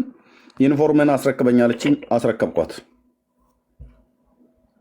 እኔ እንደምልህ እያረክልኝ አይደለምና ስራዬን አስረክበኛለችኝ። ይኸው ብዬ ጥዬ ወጣሁ። በጌታ የሆነችው እህቴ ነች። ምንም ደሞዝ በሌለ ቦታ ላይ ያስወጣችኝ ማለት ነው። በማ ምክንያት? በነዛ ሰራተኞች ጉዳይ ምክንያት። ከተሰበሰበውም ገንዘብ ዕቃ ገዝታ እንደገና የሰራተኛ ደሞዝ ትቆርጣለች። ምን እንደምሰበስብ ልንገርሽ እህቴ፣ መዓት ነው ላያችሁ ላይ የምሰበስቡት። ጌታ ጸሎቴን አልሰማ ብሎ አለ። እንደው ብጸልይ ጌታ የተናገረኝ ትንቢት ሁሉ አልፈጸም ብሎ አለ። አይ ዶንት ኖ ጎረቤቴ የሆነች ቡዳና አይ ቲንክ መተተኛ ደብተራ ሳይገባ አይቀርም። ኤርሚያስ እባካችሁ በጸሎት አስቡኝ። ምንም ጎረቤት እንባ አለባችሁ። ምን አይነት እንባ? አሁንም እናንተ ባለጠጎች ስለሚደርስባችሁ ጭንቅ ዋይ ዋይ እያላችሁ አልቅሱ። ሀብታችሁ ተበላሽቷል፣ ልብሳችሁም በብል ተበልቷል፣ ወርቃችሁ ብራችሁም ዝጓል። ዝገቱ ምስክር ይሆንባችኋል። ስጋችሁ እንደ እሳት ይበላል። በኋላ ቀን ለመዝገብ አዘጋጅታችኋል። ሀብት ማለት ነው ገንዘብ። ከዛስ እችን ያዥልኛ ያዕቆብ ነው ሐዋርያው። ብሉይ ኪዳን የምታነበው ብለሽ ብሉይ ኪዳንስ ቢሆን ለትምህርትና ለተግሳጽ ልብን ለማቅናት አይደል የተጻፈው? ሰራተኛ እነሆ እርሻችሁን ያጨዱ የሰራተኞቻችሁ፣ እርሻችሁን ያጨዱ ብቻ አይደለም ቤታችሁ ውስጥ የምታሰሯቸው ሰራተኞች፣ ቤቱን ወልዊ፣ ምሰሶን ሁሉ በደንብ ወልዊ፣ ወይ ደግሞ ጣሪያ ግድግዳው በደንብ አልተወለ ፈትጊው ብለሽ ምትያት ማለት ነው። ጥሩ ነው፣ ገንዘብ ስለከፈልሽ ነው እንደዚህ ያልሻት። ታዲያ የሳሎን አሻንጉሊት እንድትሆን አይደለም ያመጣሻት፣ ግን በአግባቡ መጽዳት ባለበት መጽዳት ሰራተኛ ማለት ነው። እርሻችኋን ያጨዱ ወይ ደግሞ የሰራተኞቻችሁ ደሞዝ ዋጋ ልትከፍሏቸው የሚገባ በእናንተ ተቀምጦ ቀምተሻታል እኮ። ስለዚህ ሰላቢ አይደለም ቤትሽ የገባው፣ ቡዳና የሆነ ሰውዬ አይደለም፣ ጠንቋይ አይደለም ሰፈርሽ ምናምን ነገር ያስቸገረሽ ራስሽ ነሽ እህትዬ። በተለይ እናቶች እህቶች ለልጆቻችሁ ግፍን አታኑሩ። ያለች ሰማያትን በላያችሁ ላይ አትዝጉ። ሰይጣን ብቻ አይደለም የሚዘጋው፣ ራስሽ ያደረግሽው ጣጣ ጸሎትሽ መልስ እንዳይመጣ በጊዜው እንዳይደረግ አድርገሻል። ለምን? ያው የሰራተኞቻችሁ ደሞዝ፣ የቤት ሰራተኛሽ በውጭ የምታሰሯቸው በድርጅት ቦታ የምታሰሯቸው ደሞዝ በእናንተ ተቀምጦ ይጮሃል። ምን ማለት እንደው ታውቃለህ? ታለቅስብሻለች ያቺ ልጅ። ፊትሽ ምንም አትልም። ወደ ጓዳ ገብታ በጉልበቷም ተንበርክካ ወይም በልቧ ለእግዚአብሔር ሰግዳ ፈጣሪ ካለህ ምን በበደልኳት የእሷን ልጆች ቆሻሻ የእሷን ልጆች ካካ ጠርጌ የእሷን ቤት እያጸዳው ተሳስታ ሶሰር አንስታ ከመደርደሪያ ላይ ቢወድቅባት ባለፈው የሰበርሽው ሶሰር ትዝ ይልሻል ብለሽ ከዛው 300 እና 1000 የኢትዮጵያ ብር ላይ የዚህን ትቆርጭባታለሽ። ግፋችሁ አጣይቅኝ አልኩሽ። የትኛውም ነቢይ ጋር ሄዱ፣ እጅ ይጫንላችሁ፣ በረከትን ከእግዚአብሔር ዘንድ አይመጣላችሁም። የጸሎታችሁ መልስ አታገኟትም። ለምን? እምባለ ይጮሃል። በቤትሽ ውስጥ ጮሃብሻለች ያቺ ልጅ። ድርጅት ውስጥ ጮሆብሃል ያ ድሃ ሰራተኛ። በጥበቃ ቀጥረው ወይ በድርጅቶቻችሁ የቀጠራችኋቸው ሰራተኞች በአግባብ ልትከፍሏቸው የሚገባውን ነገር ሰርተው እንደሚገባ ግን ስላልከፈላችኋቸው፣ ስለዚህ የአጫጆች ድምፅ ወደ ጌታ ጸባኦት ጆሮ ገብቷል። አቤቱ ጌታዬ፣ አቤቱ ጌታዬ። ያዕቆብ ለምንድን ነው የጻፍከው እዚህ አዲስ ኪዳን ላይ? አዲስ ኪዳን ላይ እንደዚህ አይነት ነገር ብቻ እንደዚህ መጽሐፍ አልነበረብህም ብለን በለው ተጽፏል። በተጻፈው እዳኛለሁ፣ ትዳኛለህ፣ ትዳኛለሽ። ለብዙዎቻችን ወንድሞች እናቶቼ፣ ለብዙዎቻችን ለጸሎታችን መከልከል ምክንያት እንደው ብላችሁ ካላችሁ ጩኸት አለ። ይህ ተቤት ውስጥ ምን አይነት ጩኸት? ሰራተኛሽን አስለቅሰሻታል ያለ አግባብ። ሰራተኛህን አስለቅሰዋል ያለ አግባብ። ድርጅታችሁ ውስጥ ያለ አግባብ በደከሙት መጠን ልክ አትከፍሏቸውም። የተዋዋላችሁትን ውልን እንኳን ራሱ ስምምነቱን እንትን ብላችሁ ሰው በስራ ቦታ ላይ ሰው ሲሰራ ይሳሳታል። ወንድሞች እናቶች፣ ሰው ሲሰራ ይሳሳታል። ድንገት ተሰብሮ ይወድቃል እና መዝግበው ይይዛሉ። ታውቃለች፣ መዝግበው አይ ተሳስታ ነው ሰው ናት። ደግሞ አብዛኞቹ ከገጠሪቱ ኢትዮጵያ ነው የሚመጡት ሰራተኞች የሚያመጧቸው ማለት ነው። እና ይህንን ዕቃ እንዴት እንደሚታጠብ አታውቅም። ገና ከእናቷ ቤት ራሱ ሳሙና ስታስነካው እንትን ይልባታል፣ ምን ያዳልጣታል። እጇ በደንብ አጥብቆ አይዝም። የገጠር ልጅ ናት። አንደኛው ከአንደኛው ጋር ይጋጭባታል፣ ይሰበራል። እጃቸውን ሁሉ ይቆርጣቸዋል፣ ደም በደም ይሆናሉ። ስላላወቁ እንዴት እንደሚናገሩ አንዳንድ ሰዎች እና ትዝ ይልሻል ባለፈው የሰበርሽው ብለው እንኳን ጌታ ኢየሱስ የነኝህን ሰዎች ጸሎት እንኳንም አልመለስክ። በእውነት ገና የንብርክክ ያስኬድሻል ማለት ነው። የቱ ይሄ ድምፅ ደሞዟን ቀምተሻል። ሶሰር ሰበረች ብለሽ ደሞዙን ቀምተዋል። ብርጭቆ ሰበረ ብለህ እና ደሞዙን ስትቀማው አልቅሷል ሰውየው ገብቶ። ያ ሲያለቀሰው ለቅሶ ወደ ጌታ ጸባኦት ጆሮ ገብቷላ። እናስ ቡዳ ነው፣ ሰላቢ ነው፣ ድመት ገንዘው ነው፣ ዝሆን ቀብረውብኝ ነው። የፈለግከውን ሰበብ ሀሳብ የትኛው ነብይም ጋር ሂድ። የጽድቅ አገልጋይ ከሆነ እውነቱን ይነግራል። እንደዚህ እና አትበድሉ ወንድሞቼ እናቶቼ፣ አትበድሉ። ሰራተኛ ያላችሁ አትበድሉ። እነሱም እንደኛ ሰው ናቸው።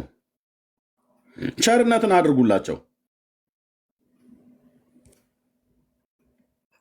አድርጉላቸው። መልካሙን ነገር አሳዩአቸው። እንዲህ አይነትም ሰው አለ በምድር ላይ ትበል እንጂ አንቺን አይታ። እንዲህ አይነት የዋህነት፣ እንዲህ አይነት ትዕግስት፣ እንዲህ አይነት እናትነት አለ። እኔ በእናቴ ዘንድ እንኳን እንደዚህ አላየሁም ትበል እንጂ የጌታ ቸርነት በአንቺ ላይ ተንጸባርቆ እህትዬ። አሁን አብዛኛው የሚባሉ እንዲህ አይነት ንፉግነት፣ እንዲህ አይነት ስስታምነት፣ እንዲህ አይነት ጭካኔ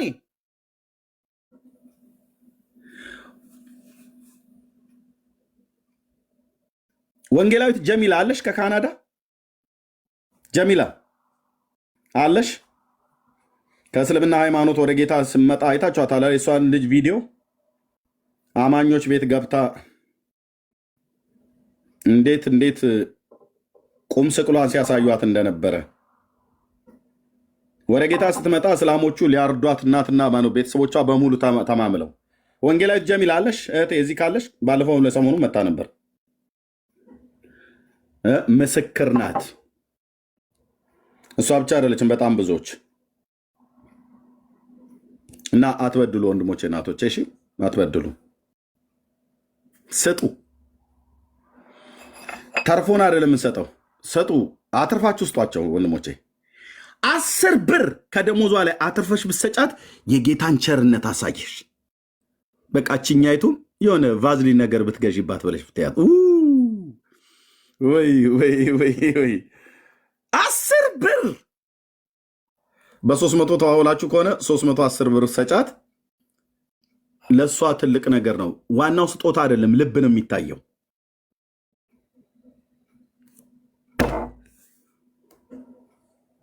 እና ምንም ያሉሽ ገላትያ፣ ኤፌሶን፣ ማቴዎስ ላይ ተሸዋል ምናምን ብለሽ እሷ ምንም የምታውቀው ነገር የለም። የቤት ሰራተኛ ናት። ማቴዎስ ማን እንደሆነ አታውቅም።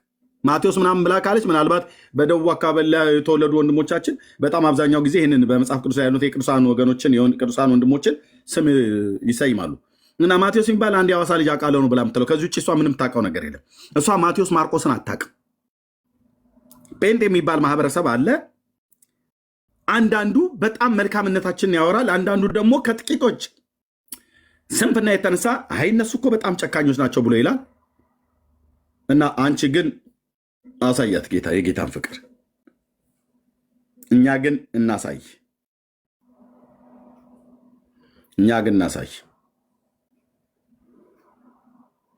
ውጣ አለችኝ እኮ ታውቃለህ። እንኳንም አስወጣችኝ። በእርግጥ ውጣ አለችኝ።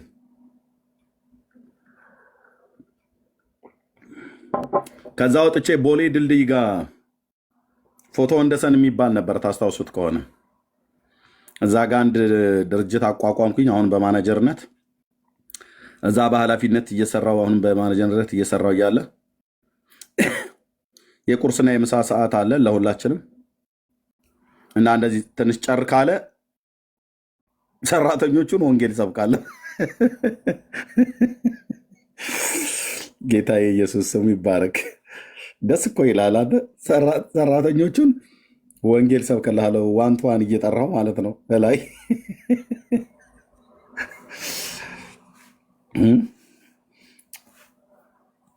ከደንበል ሲቲ ህንፃ ላይ የተባረርኩት በዛ ነበር። 50ኛ ፍሎር ካፌና ሬስቶራንት ላይ እሰራ ነበር በኃላፊነት።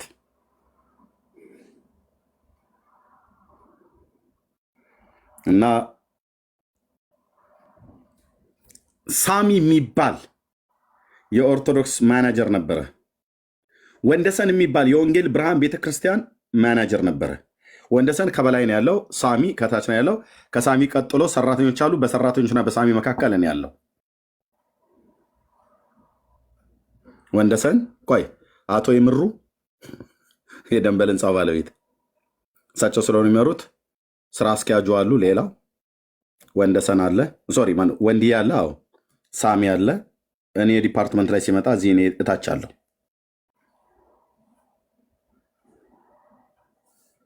እና የቁርስና የምሳ ሰዓት አለን፣ ምሳ መብያ ቦታ ማለት ነው። እና እዛም ወንጌል እሰብካለሁ። ስንሰባሰብ ሰው ስለ ኳስ ያወራል፣ ስለ ሴት ያወራል፣ ስለ ወንድ ያወራል፣ ምናምን ነገር ያወራል። ብዙ ሰራተኛ ነው ያለው። እኔ ደግሞ አብሬ እዛው ሄጄ ቁርስ ስለምበላ እና በንበላ ሰዓት ላይ እኔ ደግሞ ስለ ወንጌል አወራለሁ። አስታውሳለሁ አንድ ፍሬነች የምትባል ጎበዝ በስራዋ በጣም ታታሪ የነበረች ልጅ ናት። እና በቃ ምንጭ ብላ እዚህ እንትን እያለን ብላ ሄዳ ለማን የከሰሰችኝ? ወንደሰን የሚባለው የወንጌል ብርሃን ቤተክርስቲያን አገልጋይ ነው። ሳሚ የሚባለው በጣም አክራሪ የሆነ ኦርቶዶክስ ነው፣ ማህበረ ቅዱሳን። እና መጥታ ለሳሚ ነው የነገረችው፣ ለወንደሰን አይደለም የነገረችው፣ ለሳሚ ነገረችው። ሳሚ ጠራኝ። ሰራተኛውን በየሄዱበት ሃይማኖት ትሰብካለህ አሉ። ይሄ የሃይማኖት መስበኪያ አይደለም ብሎ አለኝ። እና ይሄ ድርጅት እንደሆነ ታውቃለህ ብሎ ሲለኝ አውቀዋለሁ አልኩትኝ። እና ሰው በስራው ቦታ እኮ ታዲያ ስለ ኳስም ስለ ፖለቲካም ስለ ተቃራኒ ጾታም ስለተለያየ ነገር ያወራል። እኔም ስለ ሃይማኖት አወራለሁ። አይ ማውራት አትችልም አለኝ። አወራለሁ አልኩት። አወራለሁ፣ ድርጅቱን ስራውን እስካልበደልኩ ድረስ አወራለሁ አልኩት እንጂ አቶ የምሩን አታውቃቸውም እንዴ በጌታ ናቸው እኮ ብዬ ልለው አልፈለግኩም። ራሱም ያውቃል ጴንጤ እንደሆነ፣ የደንበል ህንፃ ባለቤት ማለት ነው። ምን እኔ ወደ ላይ አስኬደኝ? አይ እኔ ክርስቲያን ነኝ፣ እኔ በምንገናኝበት ቦታ ላይ አወራለሁ አልኩት። ከዛ ወጣው። አሁንም እንደዛው እንደሚለው መቀጠል ጀመረ። እነሱ ሲያወሩ እኔ ታዲያ ውይ የእንትና ዳሌዋ ደስ አይልም ምናምን ነገር ብለው ሲሉ እኔ አዎ ልክ ነው ይገርምሃል ምናምን ነገር ብዬ እንድለው በፍጹም። ምክንያቱስ ክርስቲያን ነኝ። የምን ዳሌ ነው የሚያወራብኝ? እንደውም ያኔ አላገባውም። ዳሌ ይወራ ከተባለ አዎ ልክ ነው እኮ አይገርምም ምናምን ነገር እኮ ብዬ ልል ነበር፣ ላሟሙቃቸው ነገር። ግን አመፅ ነው፣ ስላገባውና ስላላገባው አይደለም። የተቀበሉ ጸጋ ዓለማዊ ምኞትና ኃጢአትን የሚያስክድ ስለሆነ ማለት ነው። እና እኔም ደግሞ ተራይ ሳወራ ይኸውላችሁ ኢየሱስ ክርስቶስ ብዬ እጀምራለሁ። እና ይሄ ሰው ባለፈው ተመከረ አይደል ቢሮ ገብቶ ምናምን ነገር የራሱ ጉዳይ የመጣውባቸው መንገዶች ነው የምነግርህ። የራሱ ጉዳይ እየናኩት አይደለም። ያወራሁት ኢየሱስን ነው። ደንበል ህንፃ ውስጥ ኢየሱስን አታውራ ብሎ የሚለው ማን ነው? እነሱ ስለ ዝሙት ሲያወሩ፣ እነሱ ስለ ዳሌና ጭን ሲያወሩ፣ እነሱ ስለ ፖለቲካ ሲያወሩ፣ እነሱ ስለ ዘረኝነት ሲያወሩ እኔ ስለ ኢየሱስ አታውራ ብሎ ሄዳ የከሰሰችኝ ኦርቶዶክሳዊት ናት። ኦርቶዶክሱ ማናጀር ጋር ሳሚ ጋር የከሰሰችኝ፣ ጴንጤው ማናጀር ጋር ወንደሰን ጋር ሄዳ አልከሰሰችኝም። ከዛ አስጠርቶ ነገረኝ። ኦኬ ሰማሁትኝ። እኔ ስራዬን ቀጠልኳ። ስራዬን በታማኝነት ነው የምሰራው። የእውነት ነው፣ ጉረኛ ስለሆንኩ አይደለም ወንድሞች ናቶች። ስራ ላይ ከኔ ጋር አብረሃተዋል እለግማለሁ ብለህ ካልክ እውነቴን ብዬ የምልህ ትጣላኛለህ ከኔ ጋር። ስራ ላይ አልቀልድም። በጣም ጥሩ ባል ሀገር ነኝ አልኩ። ስራ ላይ አልቀልድም። ከሰራ እሰራለሁ፣ ካልሰራው አልሰራም ነው ብዬ የምለው። ስራ ጀምሬ ማልመጥ የሚባል ነገር በጣም ደስ አይለኝም። ደሜን ነው የሚያፈሉት አልኩ። ስራ እንሰራለን ብለው የሚያለምጡ ሰዎች እና በስራዬ ያቀኛል። እየሰራውንም ሲጠርዛ ቁርስ ስንገናኝ አወራለሁ እና ሴቶቹ ተሰብስበው አሁን 2 ነው 3 ሆነው አሁንም አልተውም እየሰበከ ነው። ቁርስ አላስበላ ብሎ አለን አላሉኝም። የእሷስ የርኩሰት የዝሙት ስራ ሴቶች ሆነው ከወንዶቹ ጋር እውነትህን ነው እንትን በስርዓት ስለ ሴክሹዋል ነው የሚያወሩት። የእነሱ ራሱ እኮ ቁርስ አላስበላ ብሎኛል። እኔን ታዲያ ወጥቼ ሌላ ቦታ መብያ የለ። እኔ ታግሻቸው የነሱን እንደምበላ እነሱም የኔን ታግሰው መብላት ነበርባቸው። ሄደው ከሰሱኝ እና መጨረሻ ደብዳቤ ጽፎ ሰጠኛ። ይኸውልህ ብሎ ወንደሰን ከዛሬ በኋላ እዚህ ደንበል ህንፃ ውስጥ ባለ ካፌና ሬስቶራንት ላይ ወንድሞቼ እኔ ይኸው የአብርሃም አምላክ ምስክሬ ነው ብዬ እንኳን አይደለም ሰራተኛውን ሊስተናገዱ የመጡ ጭር ካለ እንግዶችን ሁሉ ተቀርበን እናወራለን። ያኔ ነው እነ ኃይለ ስላሴን እነ ማህሙድ አህመድ አርቲስት ምናምን ነገር አትሌቲክስ እዛ ያየሁት ማለት ነው። ትልቅ ሰዎች ይመጡ ማለት ነው። እና ጭር ያለ ነገር ካገኘሁኝ ጠጋ ብዬ እንዴት ነዎት? ሰላም ነው ቶይ? ስለ ዘላለም ህይወት ጉዳይ ምን ያስባሉ? ወንጌል ወንጌል ወንጌል ወንጌል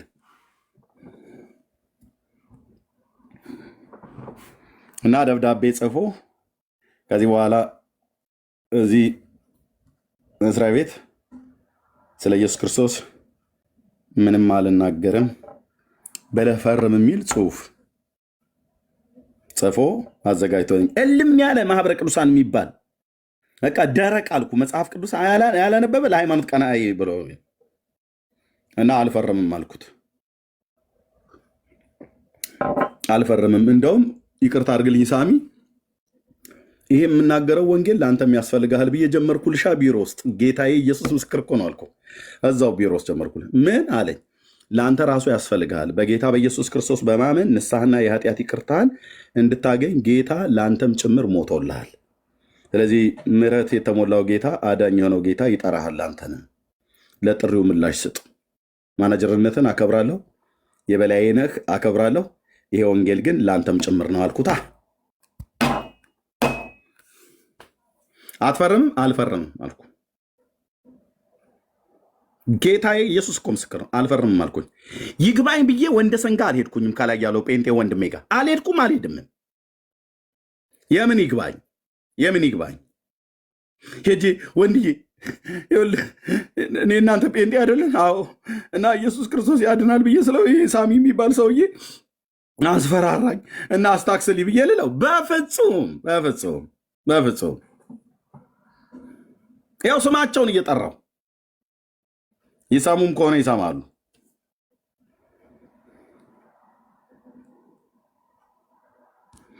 እና አልፈርምም አልኩት። ስልጣኑ ሰራተኛ መቅጠር ብቻ አይደለም፣ ሰራተኛን ማባረር ሁሉ ይችላል። አልፈርምም ብዬ አልኩትኝ። ምክንያቱም ስለ ኢየሱስ እዚህ ድርጅት ውስጥ አልናገርም ብለበል። በስራ ታማኝ፣ ታታሪ፣ ጎበዝ ሰራተኛ ነህ። የአንተ ትልቁ ችግሩ ሰራተኞች በተሰበሰቡበት ሃይማኖት ትሰብካለህ። ጭር ባለበትም ሊስተናገዱ የመጡ እንግዶችን ሁሉ ጭምር ስትሰብክ ተደርሶብሃል አለ። ልክ ነው። ሰምተውኛል፣ ተከታትለውኛል። እና በዚህ ምክንያት የድርጅቱን ስራ እያበላሸኸው ነውና እዚህ ጋር ታቆማለህ፣ መፈረም አለብህ አለኝ። አልፈርምም። ኃላፊነቱን እቃ ማስረከብ ያለብህን አስረክብና ውጣ አለኝ። 50 ሳንቲም ይዤ አልወጣሁም። አንደኛይቱ እህት የነገረችኝን ህልም አረሳው።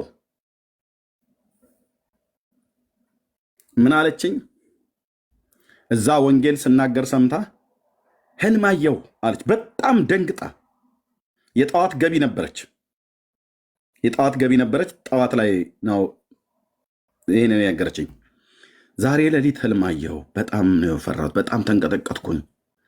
እና ምን አየሽ ብዬ ስላት አንተን ነው የማይህ አለችኝ። የት?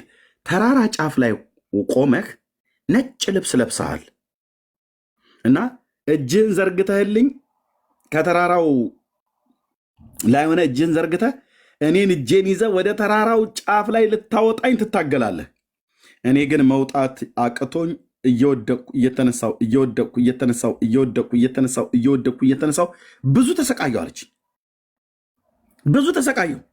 አንተ ግን እጅን ዘርግተህልኛ ነጭ ልብስ ለብሰህ ነው ተራራው ላይ በጣም ደስ የሚል ድባብ አለው ተራራው ላይ እና አየህ፣ ጌታዬ እኮ ኢየሱስ ነው ለዘላለም ስሙ ይባረክ። እቺ እህት ያኔ ስልኳን ቢይዘውም የአገር ቤት ስልኬን ትጬው ስመጣ ስለተውኩት እንጂ በእርግጠኝነት እግዚአብሔር ወደ መዳን ያመጣታል። እና ስወድቅ ስነሳ እጄን ይዘዋል፣ ግን ልታወጣኝ ትፈልጋለህ፣ በሙሉ ኃይል ነው እንትን የምትለኝ። እኔ ግን አቃተኝ እና ወድቃለሁ፣ እነሳለሁ፣ ወድቃለሁ፣ እነሳለሁ፣ ወድቃለሁ፣ እነሳለሁ፣ ወድቃለሁ፣ እነሳለሁ። ተራራው ጫፍ ላይ መድረስ አልችልም፣ ወደ አንተ ጋር መጠጋት አልችልም።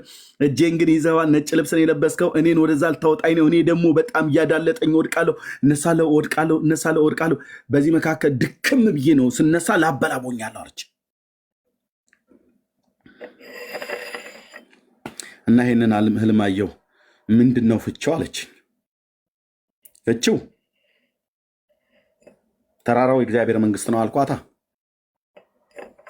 ተራራው የእግዚአብሔር መንግስት ነው።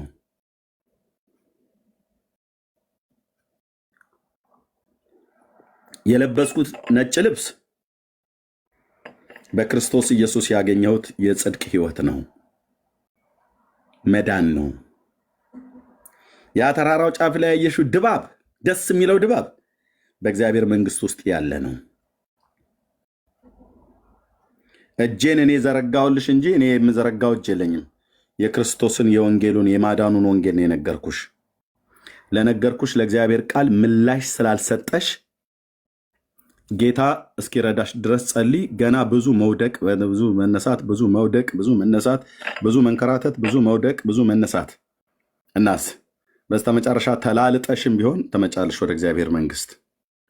ይሄ የሚያሳየው እዚህ ጋር ዚግዛግ መውደቅሽ የአንቺ የልብ አለመወሰን፣ ለሰማሹ ለወንጌሉ ቃል ምላሽ አለመስጠትሽ ነው።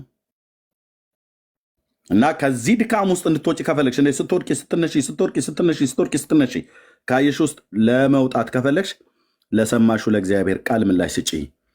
እስከ ዛሬ ድረስ ለአንቺም ለሌሎችም ስናገር የሰማሹ የእግዚአብሔር ቃል በልብሽ ውስጥ ምን ስሜት ይሰማሻል ብዬ ስላት ኤርሚ የእግዚአብሔርን ቃል ስታወራ በጣም እኮ ነው ደስ የሚለኝ። የእውነቴን የምልህ በጣም ነው ደስ የሚለኝ። እኔ እንደነ ማነች ፍሬ ነው ማነው የምትባለው እንደነሱን ያልቃወምን በጣም ነው ደስ የሚለኝ። ደግሞ እያለቀስክ ነው እኮ የምታወራው ትለኛለች። አየ በኢየሱስ የነፍሱ ሽሉዳ የተነካ ደንበል ሲቲ አይደለም ፎቅ ውስጥ አይደለም አንደርግራውንድ የትኛውን ቦታ ላይ ያስገባው እና ደግሞ የምታለቅሰው ነገር በጣም ነው ልብ የሚነካው እና ንግግር በጣም ነው ልቤን የነካኝ። እውነቱን ልንገራለች እና ለነካት ልቧን ነክቷታል። እግዚአብሔር ግን መወሰን ስላቃታት ነው የምትላላጠው። በዚህ መካከል ሳለን ይሄንን ልምነግራኝ ይሄ እያለቀስክ የምትነግረን የእግዚአብሔር ቃል በጣም ሳየው በጣም ነው ተች የሚያደርገኝ። ብዙዎቹ ቢቃወሙም እኮ ብዙዎቹ ይወዱሃል ኤርሚ እንወድሃለን ምላለችኝ እና ልቤን ይነካኝ ነበረ የምታወራው ነገር። ጠይም ወፍራም ናት፣ ስሙ አጠፋኝ አይደል ነው ትዕግስት ትባል ሰምቲንግ ብቻ እና ወደ መጨረሻ እሱ ሊያስወጣኝ ሲል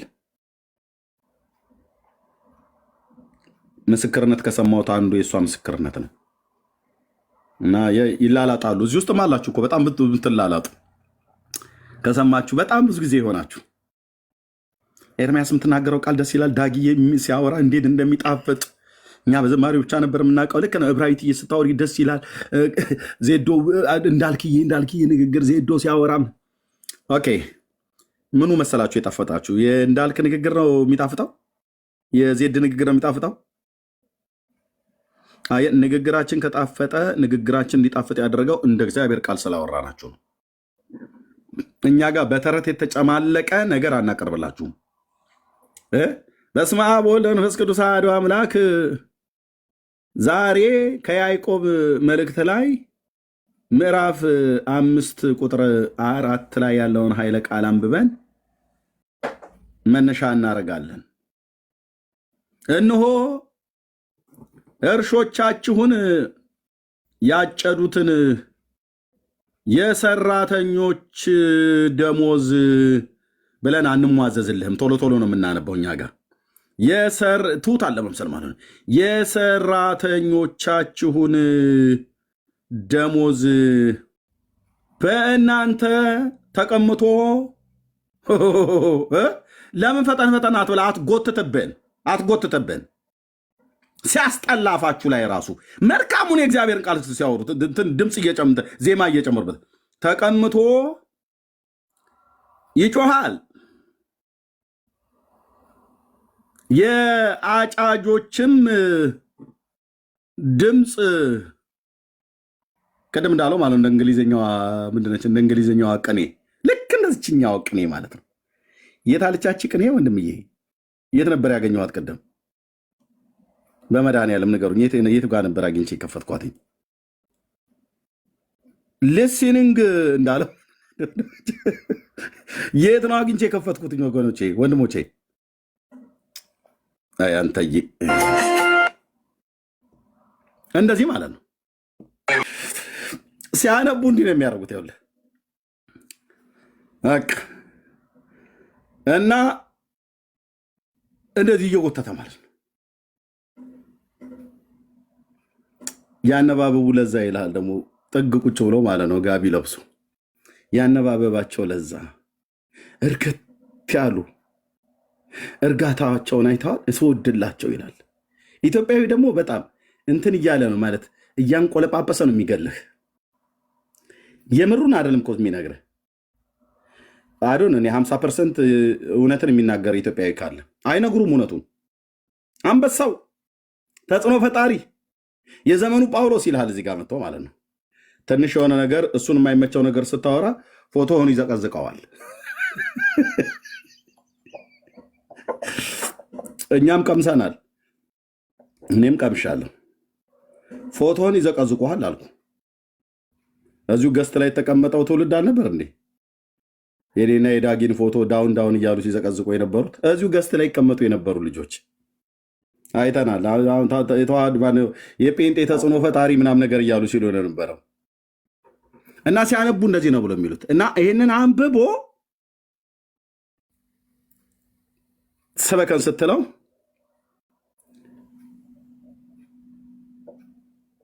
የማይገናኝ አድርጎ የሆነ በዕለቱ የሞተ አንድ ፍጡር ካለ ቀኑ 23 ከሆነ ከጊዮርጊስ ጋር አገናኝቶ ለቅዱስ ጊዮርጊስ የተሳላችሁትን ስለት ባለማግባታችሁ ወደ ቤተክርስቲያን ቅዱስ ጊዮርጊስ የተሳላችሁትን ስለት ስላልፈጸማችሁ በእግዚአብሔር ፊት እየጮህባችሁ ነው። ለጊዮርጊስ የተሳልሽውን ስለት ባለማስገባትሽ ሰማዕቱ ቅዱስ ጊዮርጊስ በእናንተ ፊት ድሮ ስለእናንተ ይለምን ያነባ ይጸልይ እንደነበረ አሁን ግን በእናንተ ላይ እየጸለየ ነው። ምክንያቱም የገባችሁትን ቃል አልፈጸማችሁትምና።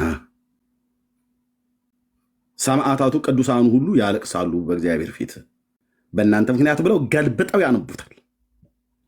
እናችን ምንም የማታቅ እህታችን ወንድማችን ደረቅ ድንጋይ ላይ ቁጭ ብሎ አንገቱ እንዲዘንበል አድርጎልህ ጋቢ ለብሶ አፍንጫዋ ላይ ጋቢ ነጠላጠላ በቃ ተገባለች። የምታስበው ምንድን ነው?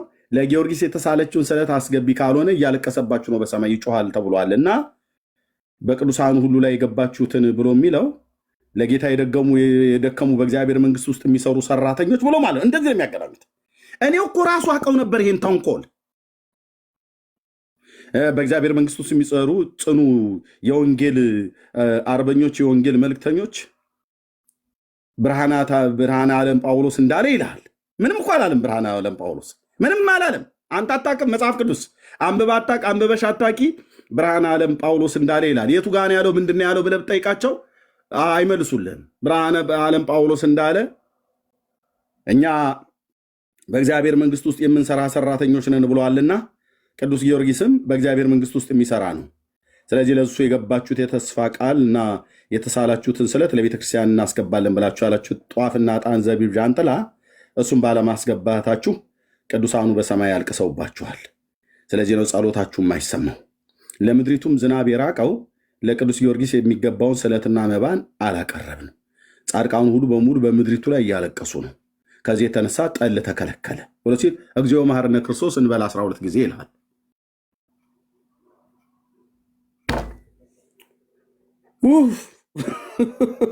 አሁን ተሰበከ ነው ወይስ ምንድን ነው የሚባለው ነው ማለት ያለብህ? ምንም የማይገናኝ እንበል 12 ጊዜ በእንተ እግዝእትነ ማርያም መሐረነ ክርስቶስ እንበል 12 ጊዜ። እንኳን 12 ጊዜ አይደለም፣ ለምን 1.2 ሚሊዮን ጊዜ አትልም? ጣትን እንዲህ ስላረክ ጌታ እሺ። አይ ኧረ ጣታቸውን በጣም እያንቀሳቀሱ ስትራፖ ይዞክ ጣቶች ይወልቃሉ እንጂ ጌታ ይቅር አይልህም።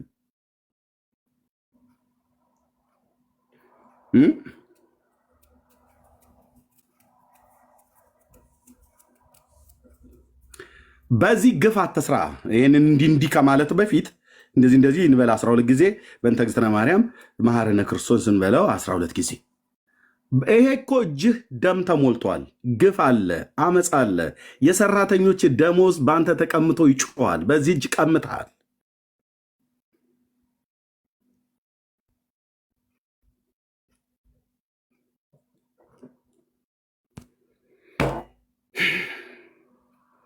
የማይገናኝ ትርጉም ይተረጉማሉ ማለት ነው። ወንድሞቼ ናቶቼ ለእኛ በምንድን ነው በእፎይ ንግግር ነው እዚጋ የመጣሁትኝ። ከየቱ ጋር እንደገባሁ አውቀዋለሁኝ። እፎይ ምንድን ነው ያለው? ጴንጤው ቢመጣ ሰይፍ ይዞብኝ አይመጣም፣ ሊገለኝ አይመጣም። ስለዚህ እኛ ጋር የሚያስተምር ሰው ቢጠፋ ወደ እነሱ ጋር ይሂዱ ማለቴ ትክክል እያለ ነው።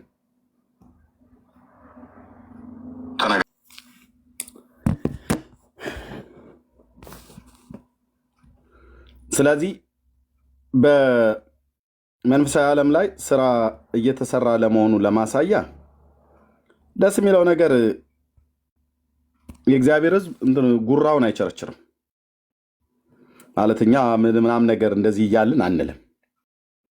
ስራ ግን እየተሰራ ነው። ስራ እየሰራን ነው ብለን ደግሞ በሌሎች ሃይማኖቶች በኩል ያሉ ሰዎች እንደዚህ ስለተናገሩልን አይ በቃ እየተመሰከረልን ነው ምናምን ነገር ብለን እጃችን አጣጥፈን መቀመጥ የለብንም። ከትናንትና ይልቅ ለዛሬ፣ ከዛሬ ይልቅ ለነገ የምንጸልይ በጣም ተክተን መጸለይ አለብን። የምናነብ በጣም ማንበብ አለብን። የምንማር በጣም መማር አለብን። የምንጽፍ በጣም መጻፍ አለብን። የምንሰብክ በጣም መስበክ አለብን። የምንመሰክር ማለት ነው በጣም መመስከር አለብን። ሶሻል ሚዲያ ላይ ከትናንትና ይልቅ ለዛሬ፣ ከዛሬ ይልቅ ለነገ እኛ እልህ ተጋብተን ሳይሆን እኛ ከማንም ጋር እልህ ስለተጋባን አይደለም ስብከት የጀመርነው። ታውቃላችሁ የወንጌል አማኞች ወንድሞቻችንና እህቶቻችን ከማንም ጋር እልህ ስለተጋባን ይሄ ጳውሎስ ለወገኔ ይጠቅማል ብሎ በሚል አይነት መልክ አይደለም። እነሱ ናቸው የገቡበት። እነሱ አሁን ጀምረዋል አሉ እንትን ምንድነው መንገድ ላይ ሁሉ ወጥተው እውነተኛይቱ ሃይማኖት ኦርቶዶክስ ናት እያሉ መመስከር ሁሉ ጀምረዋል። አሁን አደባባይ ላይ ወጥተው እውነተኛይቱ ሃይማኖት ኦርቶዶክስ ናት ብለህ ትላለህ። አሁን ማፈሪያነት አይደል? እውነተኛው ሃይማኖት ጴንጤነት ነው ብዬ ብል እውነተኛው ጌታ አዳኝ ጌታ እግዚአብሔር ልጅ ኢየሱስ ነው። ስለ ሃይማኖት እንድትመሰክር ሳይሆን ስለ እግዚአብሔር ሞትና ትንሣኤውን ብሎም አዳኝነቱን ለሕዝብና ለአሕዛብ እንድትመሰክር ነው የተጠራው። መንፈስ ቅዱስ ሳይልካቸው ጴንጤ ወጥቶ አደባባዩን ሁሉ ተቆጣጠረው። ሁለቱም ናቸው የጀመሩት፣ አባናና ፋርፋዎች ማለት ነው፣ የሶሪያ ወንዞች ሁለቱ። እነኛም ማይክራፎን ተገዝቶላቸው በየፌርማታው ሲጮህ አይቻለሁኝ። እስላሞቹ ማለት ነው። ወጥቶ ምን ሊል ነው? ቀጥተኛ ሃይማኖት እስላም ነው፣ ወደ እስላም በቃ እስላም። ምን ብለህ ትሰብከዋለህ? ምን ብለህ የምትሰብከው? ኦኬ ቀጥተኛው ሃይማኖት እስላም ነው፣ እስላም ሳትሆኑ እንዳትሞቱ ይላል። እዚህ ደግሞ ምን ይላል? እውነተኛው ቀጥተኛ ማለት ኦርቶ ማለት ዶክስ ብሎ የሚል የግሪክ ሁለት ቃላት ናቸው። ይሄ ማለት ርትዕት፣ ኩላዊት፣ ንጽሐዊት ነች ይላል። ጴንጤዎስ በክርስቶስ ሳትሆኑ እንዳትሞቱ፣ እስላም ሳትሆኑ እንዳትሞቱ፣ ኦርቶዶክስ ሳትሆኑ እንዳትሞቱ፣ ጴንጤዎስ በኢየሱስ ሳትሆኑ እንዳትሞቱ፣ የእግዚአብሔር ልጅ ሳታምኑ እንዳትሞቱ። ማን ነው ለአምላክ ምስክርነት እየሰጠ ያለ? ኦርቶዶክስ ወይስ ሙስሊም ወይ ጴንጤ? ጴንጤው ነው። የአምላክን ስም በአፉ ጠርቶ የሚመሰክረው ማን ነው? ጴንጤው ነው ኢየሱስ ብሎ የሚጠራ። ኦርቶዶክስ ጋር በኦርቶዶክስ ሃይማኖት ሳትሆኑ እንዳትሞቱ። ምን ነበረቻችን መዝሙር? ዳጊዬ ፕሊስ እንደው እየሰማኸኝ ከሆነ እንዲያሰማኝ እኔ እቀበላለሁ ዜማዋን። እቺ በቅርብ የሰማሃት መዝሙር አንተ እንትን የሰማሃት እንዳትሆኑ ባዶ ነው ምናምን ነገር ዳጊሻ እርሚ አስታወስኳት። እንትን ቆይ እንዴ ልክፈታት። እሺ እንዳትሆኑ ባዶ እንዴት ነበረች? አንድ እስኪዛ ድረስ ነው። አንድ ደቂቃ እና እንዲህ ነው የሚሉ እንዳትሆኑ ባዶ ማንን በተዋህዶ ምናምን እንዳትሆኑ ባዶ። ዳጊ እኮ ነው መዝሙር አምጥቶብን በጣም የ2025 ምርጥ ነጠላ መዝሙር እሱ ያወጣው ሳይሆን አንዲት ኦርቶዶክሳዊት ዘማሪ የዘመረችው መጦ በተዋህዶ ሃይማኖት ሳትሆኑ ይላል። ያ ተዘምሮ ድንቄም ይለዋል እናቶቻችን። ለስሟ ማስጠሪያ ቁና አሰፋች እንደሚባል አሁን ይህን መዝሙር ብላ እሷ በአቅሟ እንግዲህ ዘምራለች። ሃይማኖት አንዲት ናት፣ ያውም ተዋህዶ፣ ሌላው አይደለም ነው። እመኑባት እንዳትቀሩ ባዶ። የሚሰብኩት ኦርቶዶክስ እምነትን ነው የሚሰብኩት። ወጥተው የሚሰብኩት እስላምነትን ነው ወጥተው የሚሰብኩት። ጴንጤ ግን የሚሰብከው እስኪ እመኑባት በሙሉ ወንጌል ብሎ የሚል ሰምታችሁ ታውቃላችሁ? ከሰማችሁ ጥሩልኝ፣ እዚህ ንስሐ አስገባዋለሁ ድጋሚ። ነውር አይደለም፣ አሁን ነውር አይሆንም። በሙሉ ወንጌል እመኑባት፣ በመካነ ኢየሱስ እመኑባት፣ እመኑባት ወገኖቼ፣ በመሰረተ ክርስቶስ እመኑባት፣ በሃይማኖት ተብሎ ይባላል።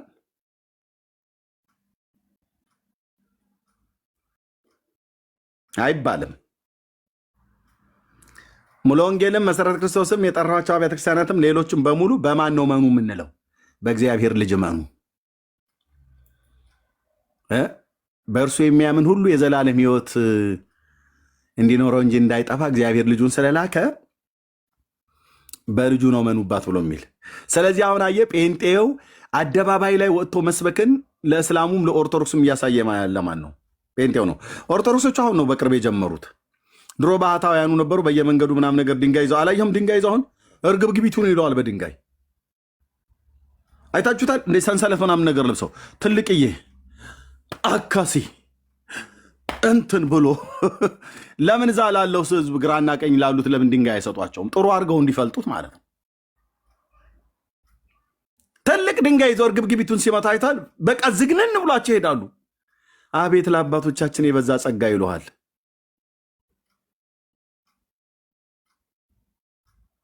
እኔ የምልህ የድንጋይ ውርዋሮ ካማራቸው ለምን በግራና በቀኝ ለተሰለፈው ህዝብ ጭንቅላታቸው እንዲመቷቸው ለምን አይፈቅዱ? ሹል ያልሆነ እንትን ያላለ ድንጋይ አንስቶ ጭንቅላቱ ላይ እየደበደበ እና ክርስትናን ማለት እንደዚህ ነው ብሎ ይለዋል። እንደዚህ ካልሆናችሁ መንግስተ ሰማያት አትገቡም እያለ በድንጋይ አናትሽን እየተመታሽ ምን የሚሉት ክርስትና ነው? ከየት ነው የመጣው እንዲህ አይነት ክርስትና? ኦርቶዶክሳውያን ወጥተን እንሰብካለን ብለው ሲሉ ድንጋይ ይዘው ጭንቅላታቸውን እየደበደቡ ሰንሰለት ለብሰው በሰንሰለት ጀርባቸው እስኪላጥ ድረስ እየደበደቡ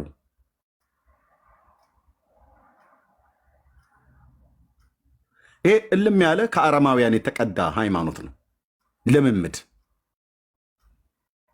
እንዲህ አይነት ክርስትና የለም ወንድሞች እናቶች። ስለ ወንጌል በኢየሱስ ክርስቶስ በማመን ወንጌሉን ስትሰብክ ልትሰደድ ልትደበድ የሌጊዮን መንፈስ ትዝ ይላችኋል። በጌንሴሬጥ በባህር ማዶ በገሊላ ባህር ላይ ጌታ ጌንሴሬጥ በመቃብር ቦታ ታስሮ የነበረ ሰው ሌጊዮን መንፈስ የነበረበት ራሱን በድንጋይ ይመታ ነበር ይላል። በመቃብርና በተራራ ይጮህ ነበር ራሱን